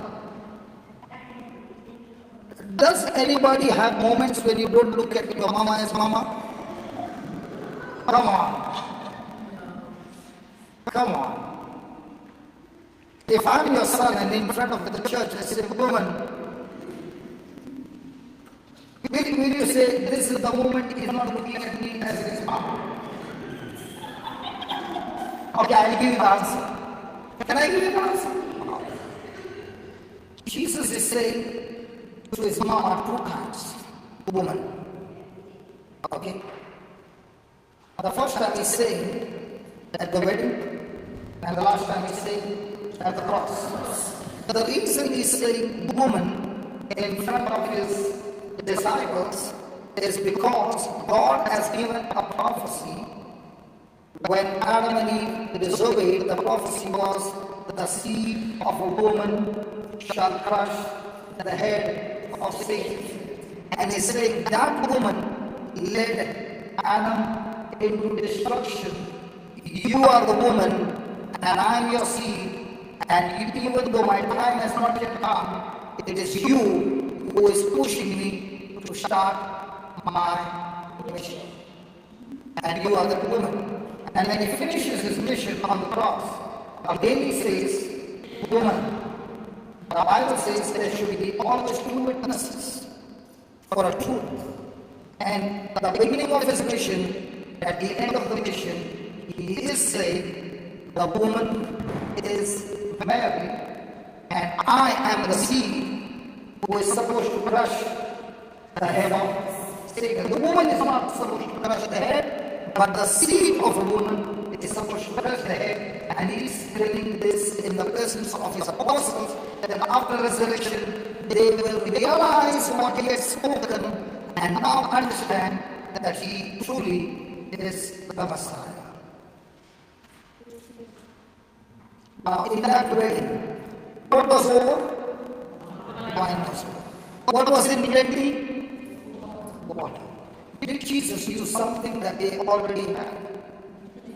In the same way, to get you out of any kind of situation, Jesus is saying, what you got? What you got? And when Jesus said, fill the jars. Now, what kind of jars were they?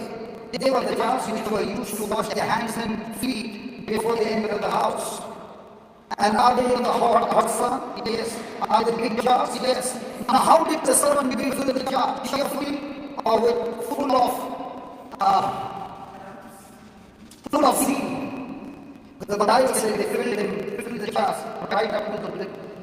Did they follow the instruction 100%?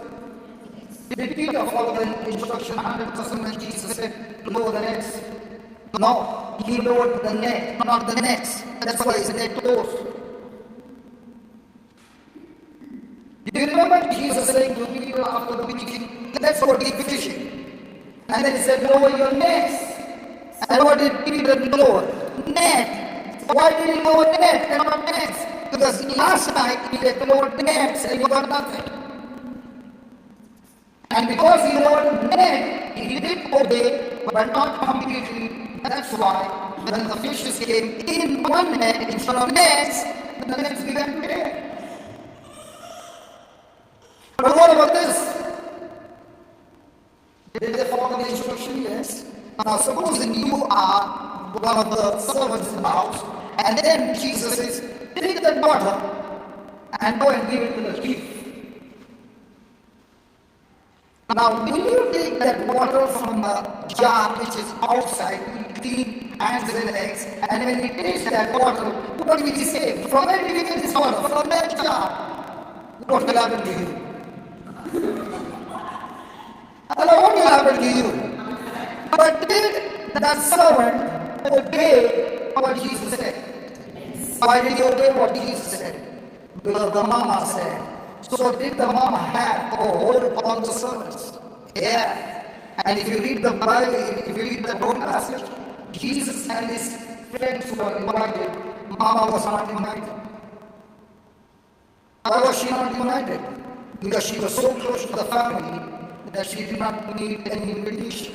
And that's why the servants obeyed what she said. Are you understanding? Are you understanding? She was not the owner, but her presence was so warm in the house that the servant treated her as good as she's the owner of the house. Are you following? Yes. Was it relationship? Yes. So when he took the water and he's going, what can he see? What can he see? What can he see? When he's eating, what can he see? When he's drinking, what can he taste? In the same way, when a person is not leaning on his own understanding, but leaning on the understanding of the Lord, there is your water will turn into wine. Your life will turn into supernatural. Hallelujah. See, why did you clap now? Why did you not clap all this time?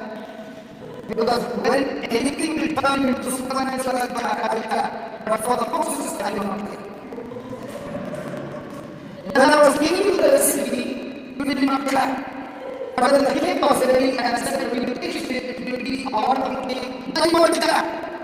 So it's a tasty cake important or the recipe important. But for the recipe, nobody claps. Because our result is end. Desire is on the cake. The recipe preacher you did. But you give me the cake.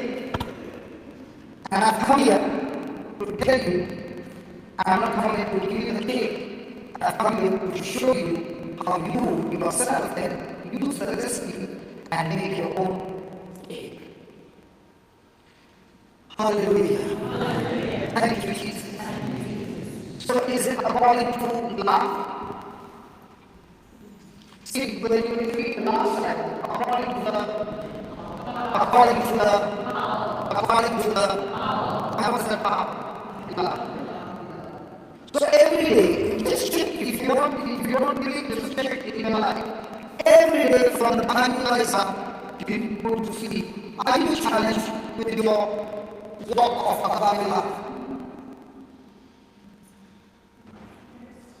Because every moment the challenge is, are you going to operate in human love or agape? Human love or agape? Human love or agape? A person who is operating in agape love now is thinking between carnal or spiritual. Well, is the Lord saying that you will get much more than you can think or imagine? Yes. So most of the time we are operating on human love or agape love. So it is spiritual work for you. So is it God who did not make it work, the devil who did not make it work, or your own carnal desire that did not make it work? So who is the greatest enemy of us? Praise God. All this time, who are you looking? Mother. No, you did not say I thought. She said, I did not say anything. Because there are two sitting there, they say, you know what she said in the church? Hallelujah. Most of the time we look at people as enemies. And those are the ones who God wants us to apply the agape love so that we get promoted to the next level. Amen? Amen. So is it going to take trust? So what is trust? Trust is my commitment to God. That Lord, you are faithful to your word. You are full of goodness. And I'm willing to walk in your system. No matter how difficult it is, I am committed to you. I am fixed on you. I am fixed to operate on your system and not my emotions. That's called trusting in the Lord. Hallelujah. So to trust in the Lord, do you need to rely on your own understanding? Has anybody ever gone into battles with your own understanding? And when they was about to take some argument, and the Lord said, shut your mouth. And you said, Lord, this battle, let me handle, you just move. I can handle this. And you went in and you opened your mouth. And the Lord said, shut your mouth. No, Lord, I want to give a piece of my mind. This is too much. This time, let me give them the piece of my mind. And you gave your piece of your mind and came back with pieces. Has anybody ever given to somebody a piece of your mind? Yes. And how did you come back? Come on, how many of you agree with me? If you had kept your mouth shut, it was more powerful than you opening your mouth and speaking unbelief. You know, when Jairus got the news that his daughter is dead, and he was about to open his mouth, Jesus got into action and told Jairus, Jairus, do not fear, only believe. Did Jairus keep his mouth shut? Yes. Did he win? Yes. See, if we learn to keep our mouth shut at the time of the battle, we still win. But did Jairus open his mouth before the battle? Yeah. Where? At the beachside. What did he say? Jesus, come to my house. Lay your hands on my daughter that she get well. Praise God. Now, on the way to his house, did he meet that woman with the issue of blood? Did she come and touch Jesus? Yes. Did she get healed? Yes. Then she began to tell her testimony because Jesus said, who touched me? Praise God. Were the people touching Jesus? Yes. Did the power go through them? No. Did the power go through her? Yes. Isn't Jesus partial? Imagine you came to church today and everybody came and one person got healed, others did not get healed. You got healed yesterday. Last night you got healed. That's why you're laughing so much. What if you have not got healed? He still is laughing. Praise God. Hallelujah. Come on.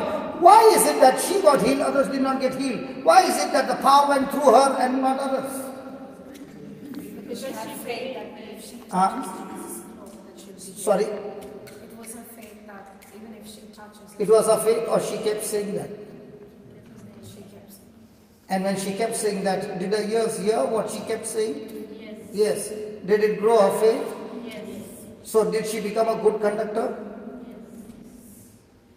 What about the people? Did they say what they were coming for?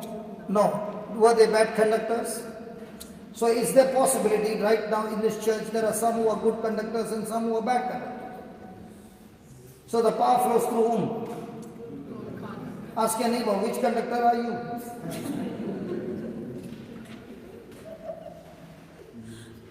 Did you ask Mama? Brother, don't take my name because I have to go home. Hallelujah. Hallelujah. So when a person is doubting, when a person is speaking negative, when a person's mind is full of doubts, when the person is looking at things that are seen, is he a good conductor? No. But a person whose eyes are fixed on what God said in His Word, having no physical evidence, the evidence is the Word of God. Now, did she have the Word of God? Oh yeah, she heard about Jesus. And when she was telling a story of 12 years, if a woman is given a mic to speak about 12 years experience, it will be finishing in 3 minutes.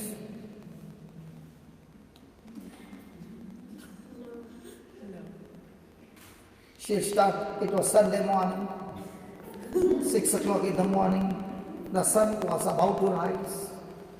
And then Jesus, then what happened? And then what happened? What must be happening to Jairus? He became patient. Do you know when she opened her mouth and said she has got a bleeding problem and everybody heard it, and Jairus who is there is the person in authority who can just pass a judgment on the spot and say, we heard the witness saying that she has got a bleeding problem and according to the law, she must be stoned to death right now. Can you imagine what a condition she was in? But did she tell her whole 12 years truth? Yes. Did the time run out? Yes. Did the news come that his daughter is dead? Yes. What was Jesus saying to Jairus? Jairus, bad news. I was about to come to your house. The daughter is dead. I'm going home. What did Jesus say? He said, do not fear. Only believe. What do you believe? I am the one whom you trusted.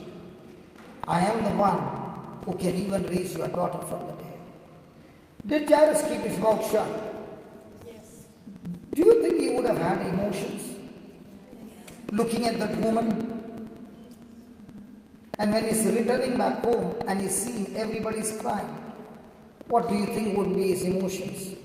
Surely my daughter is dead. Did he open his mouth? You know what the Bible says? When you are in faith and the pressure is too much, if you can't speak faith, shut your mouth. If you want to open your mouth, speak faith. And if you can't speak faith, keep your mouth shut. Because when you keep your mouth shut, what you spoke in faith, that law of the Spirit of life in Christ Jesus, is still active and still working for you and not against you. But the moment you open your mouth and you spoke the negative word, you have deactivated the law of the Spirit of life in Christ Jesus, and you just activated the law of sin and death, and that law can be deactivated only by you, by opening your mouth and speaking against it. Every person sitting in this church have got one of this law active in different areas of their life. In one area, the Spirit of life is active amazingly strong. In another area of the same person, the law of sin and death is active. Why? Why the difference? Because we have knowledge of different areas of our life, some truths and some still lies. Are you understanding? Are you understanding? So can we remember this? That if I don't have anything to speak and every pressure coming against me, it is far better and far victorious to keep your mouth shut. The word says shut up. And when the word says shut up, it is insulting. But the Bible says Jairus shut his mouth. And he won. Has there ever been an argument between husband and wife? Anybody ever experienced that? At least once in your lifetime? Anybody married? Yes. Hello? Yes. And when you have finished your 25 years silver jubilee, they put the board there. 25 years happy 25th silver jubilee and all that, but it puts that 25 years of happy married life. If they have to only open their mouth and speak those days,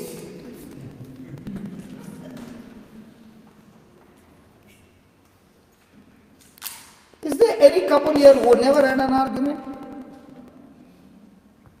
Nobody's talking. Okay. Are we going to have arguments? Yeah. What's the Bible saying today? Shut your mouth. Imagine when Mother Mary got pregnant. I'm talking about trust. I want you to think about all these examples. Mother Mary got pregnant. Okay, she came up back from Elizabeth's house, and Joseph found that she's pregnant. Joseph would have asked her, "How come you got pregnant?" And she would have said, "I met an angel."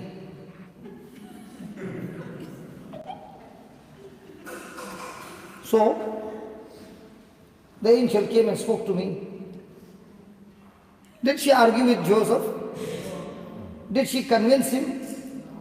Who convinced him? The angel? Which Bible? God convinced him in a dream. How many times we want to go and convince people? And when you want to go and convince people, have things become better or bitter? And still we want to still go and convince more and come back more. How many of you have come to the Lord and understood the truth, and from then on you have kept your mouth shut? And after keeping your mouth shut, so many battles have already got won. Because now, please listen again. Listen to this. Listen to this. When you start your car and you put the drive gear, will that car keep going forward? That also have to teach you. If you put a drive gear, which means the car is supposed to go forward, when you press the accelerator, will the car keep going forward? Yes. So even if you want it to go reverse and you don't shift the gear, will it ever go reverse? No. Now you stopped at the signal and you forgot and you put it parking or neutral. And now you was talking to somebody and you put it reverse, not knowing. You were so engrossed and you looked in front and pressed the accelerator and the car went. There was a bang, correct. Why is there a bang? Because you put the reverse gear, praise God. In the same way, once you have exercised your faith and opened your mouth and spoken it, see that you don't deactivate or see that you don't shift the gear. What Jairus did was he put a gear of faith and the news came, and that news put so much of pressure that he's supposed to open his mouth and say, "Jesus, the game is over." And Jesus said, "No, Jairus, the game is not yet over."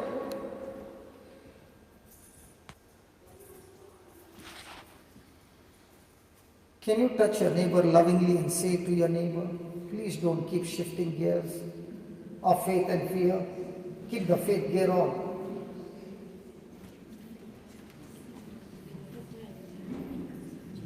Alan, what did you tell your wife?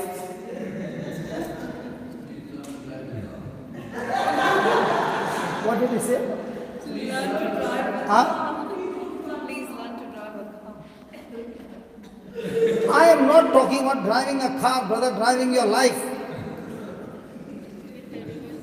Driving your life, not your wife.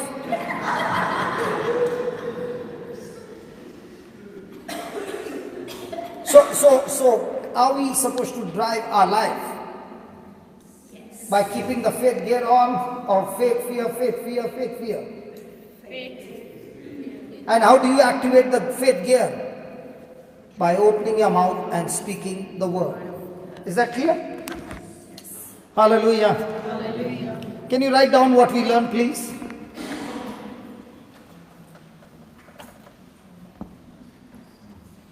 Proverbs 3:5 says, Proverbs 3:5 says, trust God with your whole heart. Trust God with your whole heart.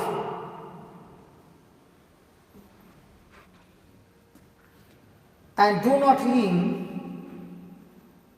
on your own understanding. And do not lean on your own understanding. In every situation,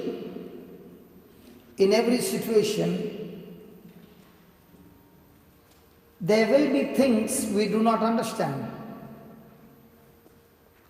In every situation, there will be things we do not understand in the natural.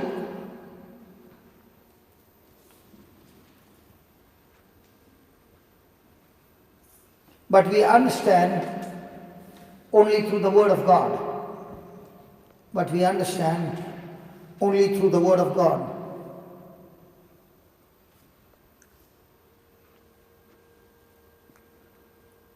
So, leaning on our own understanding,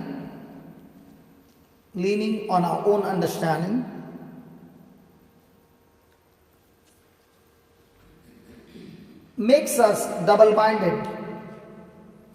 Leaning on our own understanding makes us double-minded. And James chapter 1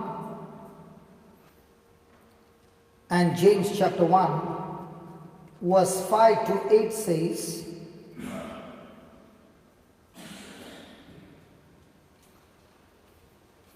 a person who doubts is a double-minded person.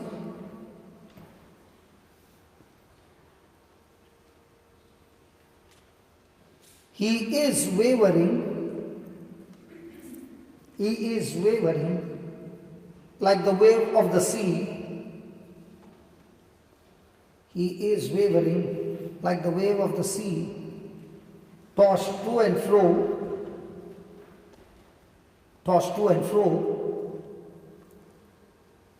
Such a double-minded person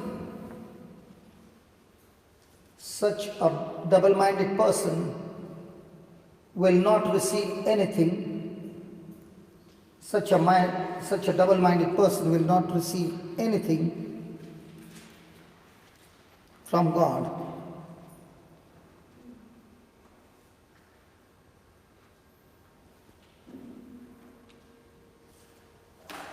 Isaiah 26:3, what we learned last night. Isaiah 26:3 says, God keeps him in perfect peace. God keeps him in perfect peace, whose mind is fixed on God. God keeps him in perfect peace, whose mind is fixed on God, because he trusts in him. because he trusts in him.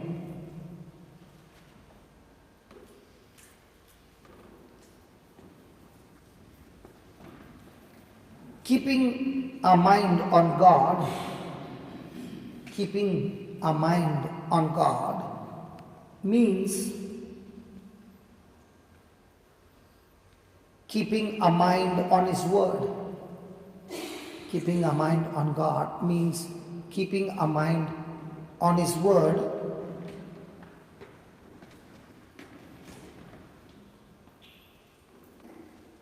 It is especially important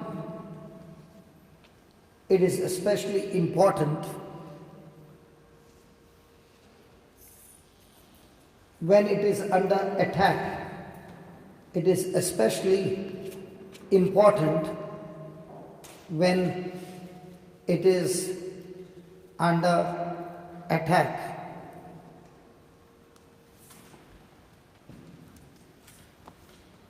It becomes easier in the midst of attack. It becomes easier in the midst of attack when we find something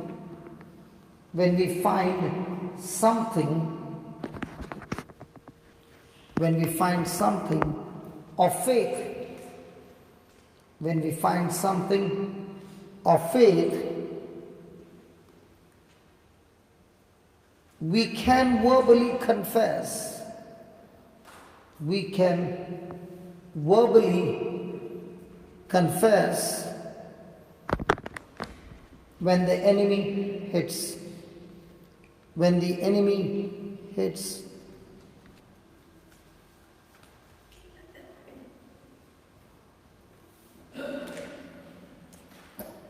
When we trust God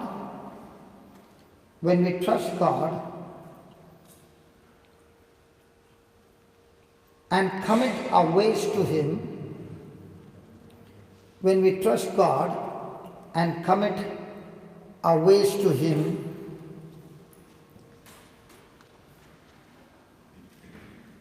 God will bring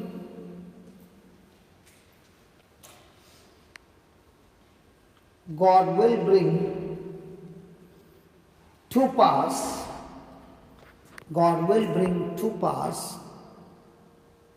the desires of our heart.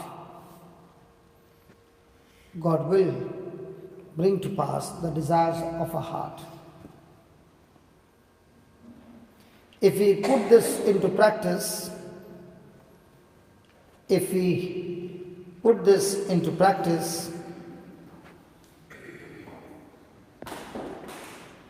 it will show in our lives. It will show in our lives.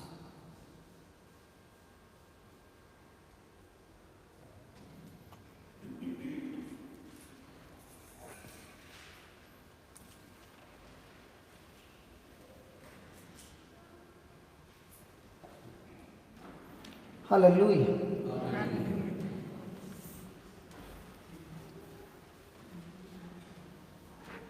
So last night we learned that when we commit ourselves to the Lord, and we learned that commitment. Can you remember what we learned about commitment? Did we learn last night? I think none of you were there last night, that's why nobody knows. We learned about commitment. Okay, I'll give you a hint. We saw that Joshua was in depression. He was totally discouraged. His best friend Moses is dead. The congregation, or the angry congregation, whenever they lose their mind, they pick up stones to kill their leader. And Moses is supposed to take this congregation to the promised land. He is already depressed, and God gives him a secret. Yeah, but what is the secret? How will a person be strong and be courageous? He gives a secret. Come on. Joshua 1:8, we learn 3 things over there. The commitment that God looks at is the spiritual commitment, and we look at the physical commitment. For example, let's say I volunteer every Sunday to be over here during the Mass. What do you call them? The volunteers who look after ushers. So I've got a big badge on my chest. Now, is that badge talking to me? Yes. What does it talk, Brother George? That I'm in charge. What else? That I have control. What else? I have authority. What else? I have got power. What else? I am responsible. I don't think so. That crosses the mind. Have you seen people with the badge? They are the most loving people. When the badge comes on their chest, do their identity change? Yes. Do their thinking change? Yes. Do their performance change? Yes. Are they now carnal or more spiritual? Even in your church in UK, why does the person become carnal?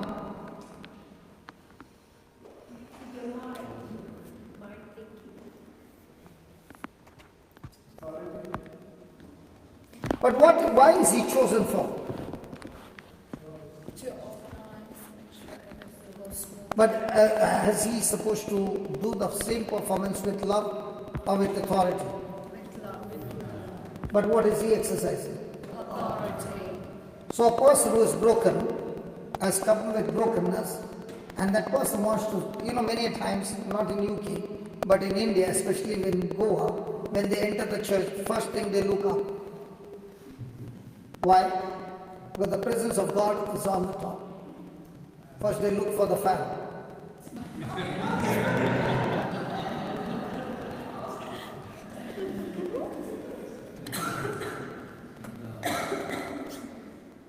Praise God. And I'm seeing in this church there are no fans at all. That's why none of you look up.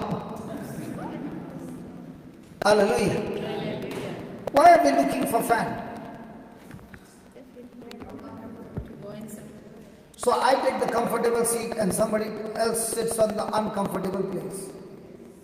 So the person was sitting below the fan and the usher comes and says, "You are sitting alone there, please come in front."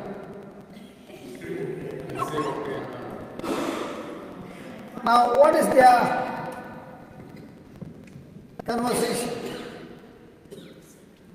If the usher has been using the attitude of love, might be the person will get up and go. And if the usher is using his,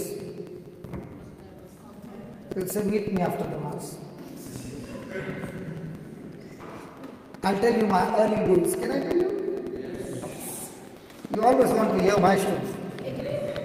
But if I ask you, come and tell your story, no, not me. Okay, this was my early days, brother.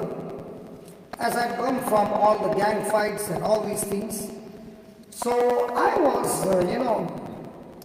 sharing my testimony and all this.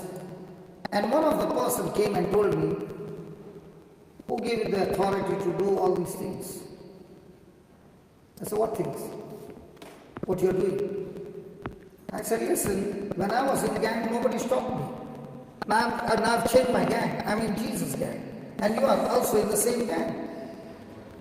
He said, "Yes, I'm in the same gang, but you don't have the authority." I took him to the side and said, "You know why?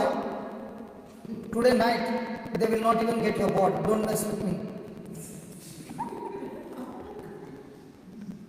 And I gave him a little of my story. That man got so scared, he never came anywhere close to me. And I told Lord, I can fix them all. And you know what the Lord said? "If you do that, you just walked out of my gang." So I said, when I was a bad man, nobody stopped me. And I have changed and I've got a passion to do work. And this man is putting his leg. I'll break his legs. And I know that you trained me so much good that I know how to break his legs. So the Lord said, now the team is changed. In this team, he will come and break your legs. And you are going to say, I still love you. What? Believe me. And that's how my journey began. I did not know all these rules in the kingdom. I fixed him up. That man never ever came close to me. But the system that I used was not of God. And thereafter, I never would fight with anybody. No matter what opposition came, no matter how many persecution came, no matter who said what, I know one thing. I am in His kingdom and I'm working in this battlefield, praise God, representing Him. So all these things are supposed to come. And when they come, even if I win the match, God is saying, I'm not looking at you whether you win or lose. I'm only interested in one thing, and that is love. And He showed me one day, I was in Mysore, I'd gone for preaching, and there was this young girl, I just got up, and she said, brother, here's the paste and here's the brush. And I said, what is this paste for? She said, to brush the teeth. I said, how do you use it? She looked at me and she said, you don't know how to use it? I said, no. So she said, okay, let me show you. You open the cap and you press it at the bottom, and the paste will come out. I said, what happens if you press in the middle? She said, paste will come out. If you press a little higher, paste will come out. What if I put the tube down and squeeze it under my feet? She said, the paste will come out. And then I said, when others squeeze us, what will come out? Paste.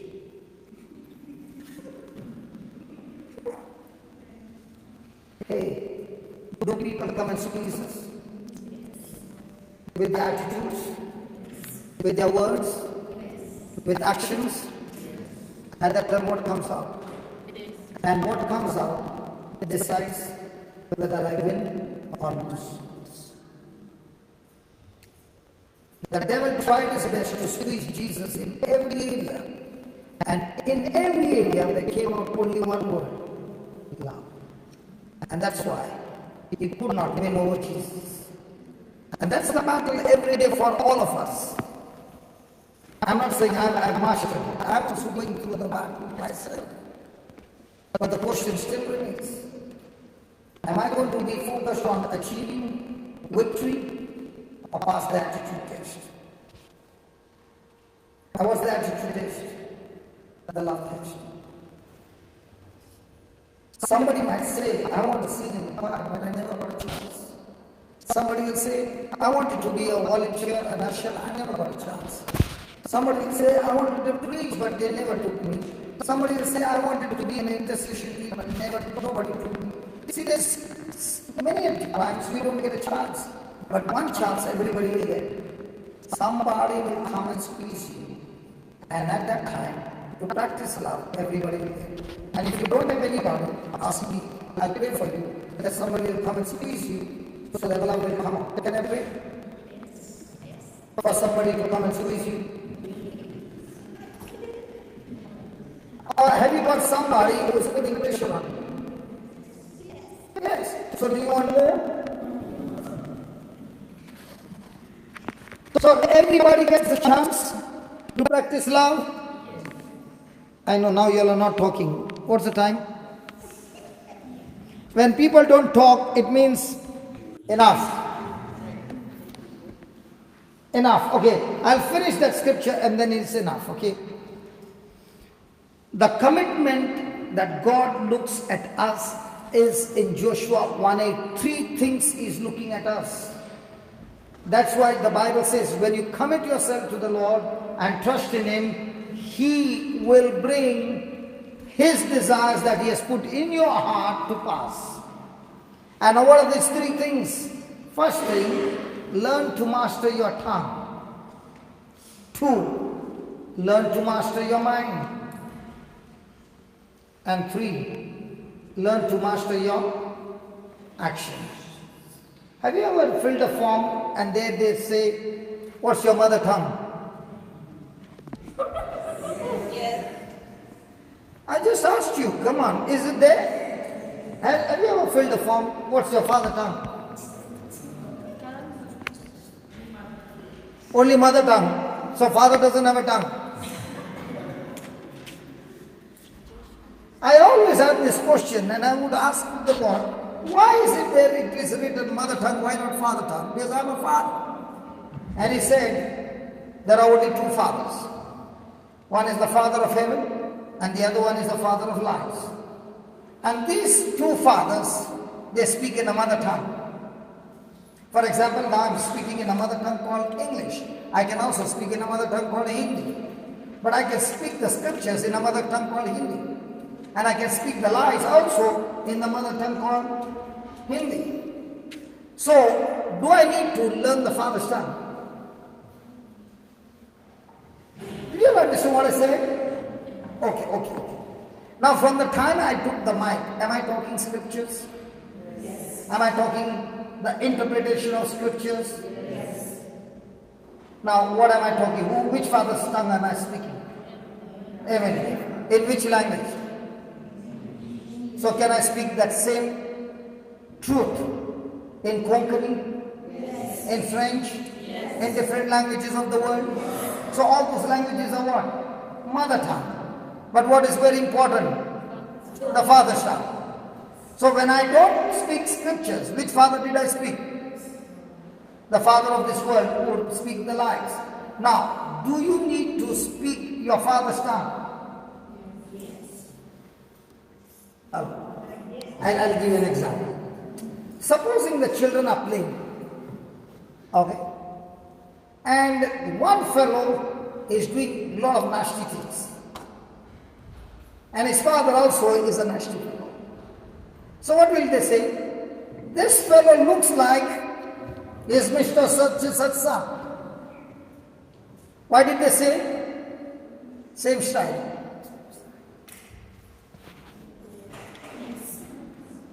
So a person who will now participate in Joshua, listen to Joshua. I'm going to give you a secret. You learn my tongue. You learn my word. You think on my word. You act on my word. Then you will find yourself becoming like me, victorious, prosperous, and successful in everything that you do. So is it going to take labor from our side to study the father's tongue? All these years, which father's tongue did we learn? The father of this world. Because this world is educating us every day. Even if we say we don't want, the TV will speak, the magazine will speak, the posters will speak, everywhere, the WhatsApp will speak, everywhere. What is exchanged? The things of this world. And when so much of information is planted in us, how will we live? The worldly way or godly way? So to change the ways, what is he saying? First learn to change the father's tongue. And what's that? The word of God. Oh Jesus, help me. You know how you are looking at me?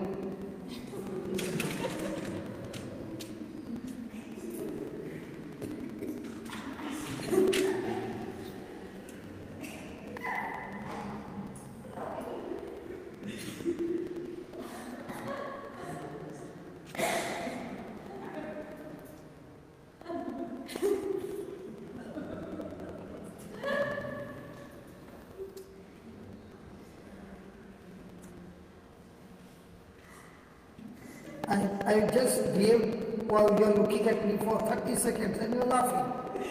Imagine I'm looking at you from such a long time. I understand it's a night vigil. Hallelujah. Hallelujah. Hallelujah. Hallelujah. Hallelujah. Hallelujah. Hallelujah. Hallelujah.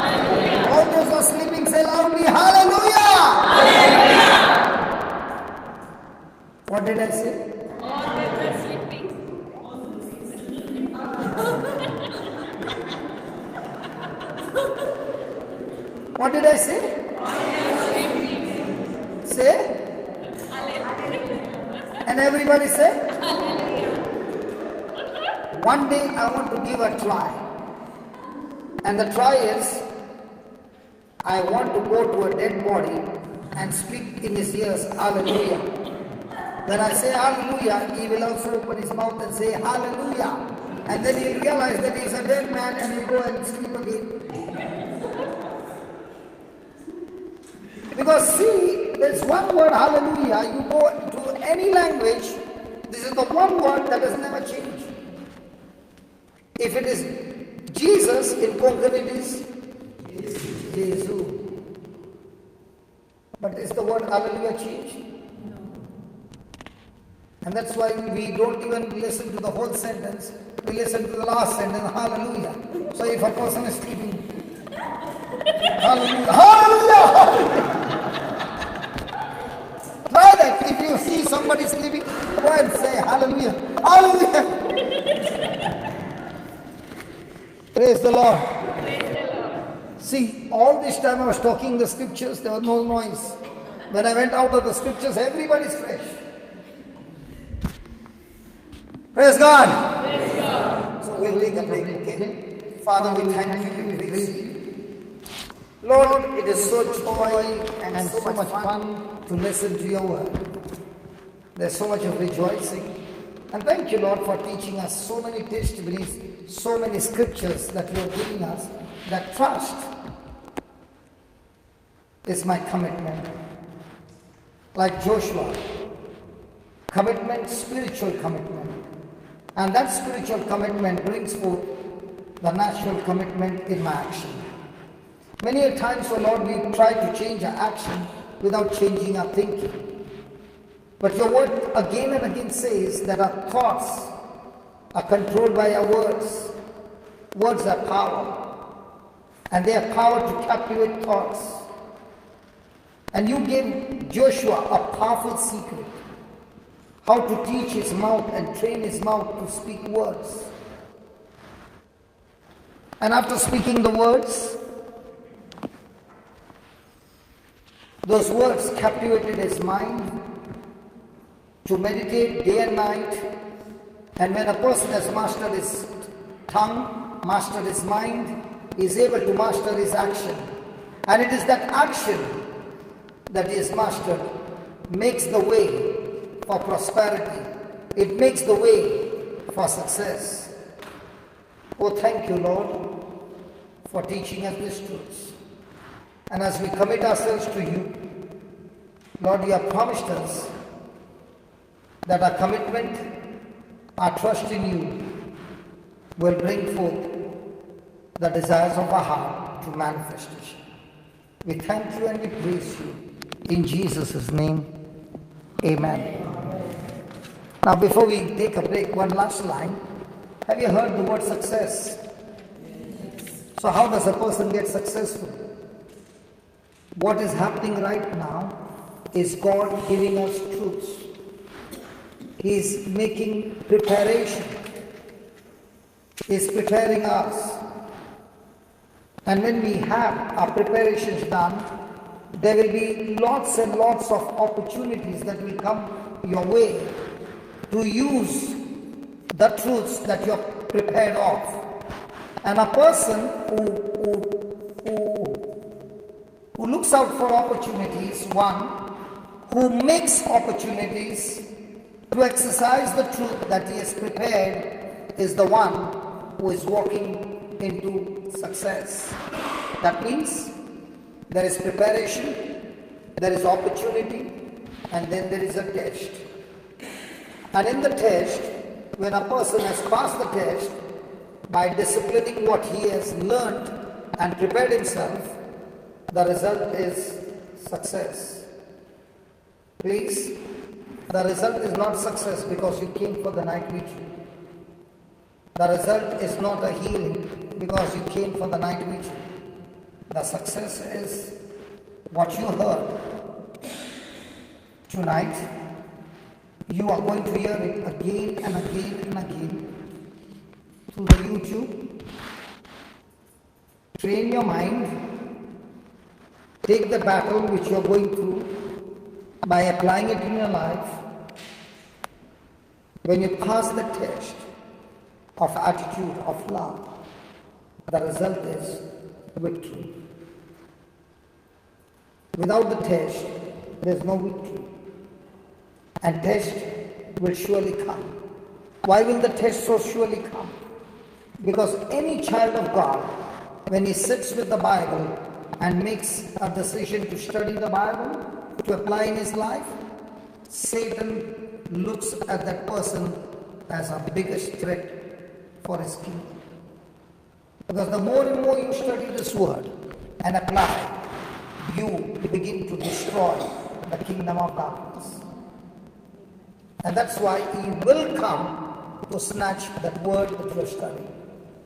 So please remember, after this night vigil, you will have opportunities to apply what you are learning tonight. And when you respond to what you learned, and in the midst of the trial, respond in the ways of God, the result is amazing victory. Praise God. So where's Georgie? Shall we take a break, brother? Were you desiring for that? Yeah, praise God. So we take a break for 10 minutes? 15 minutes. Because you know, when it comes to a break, it will be 15 minutes. I challenge you, we will not start before 30 minutes. Because once the sheep goes out, it's very difficult to bring all the sheep inside. So can we be good sheep and come back in 15 minutes? Okay, we give you 5 minutes more grace. Can we come back in 20 minutes? All the good sheep? Hello, the good sheep? Yes. And if you see some sheep running around, tag the sheep and bring the sheep inside. Praise God.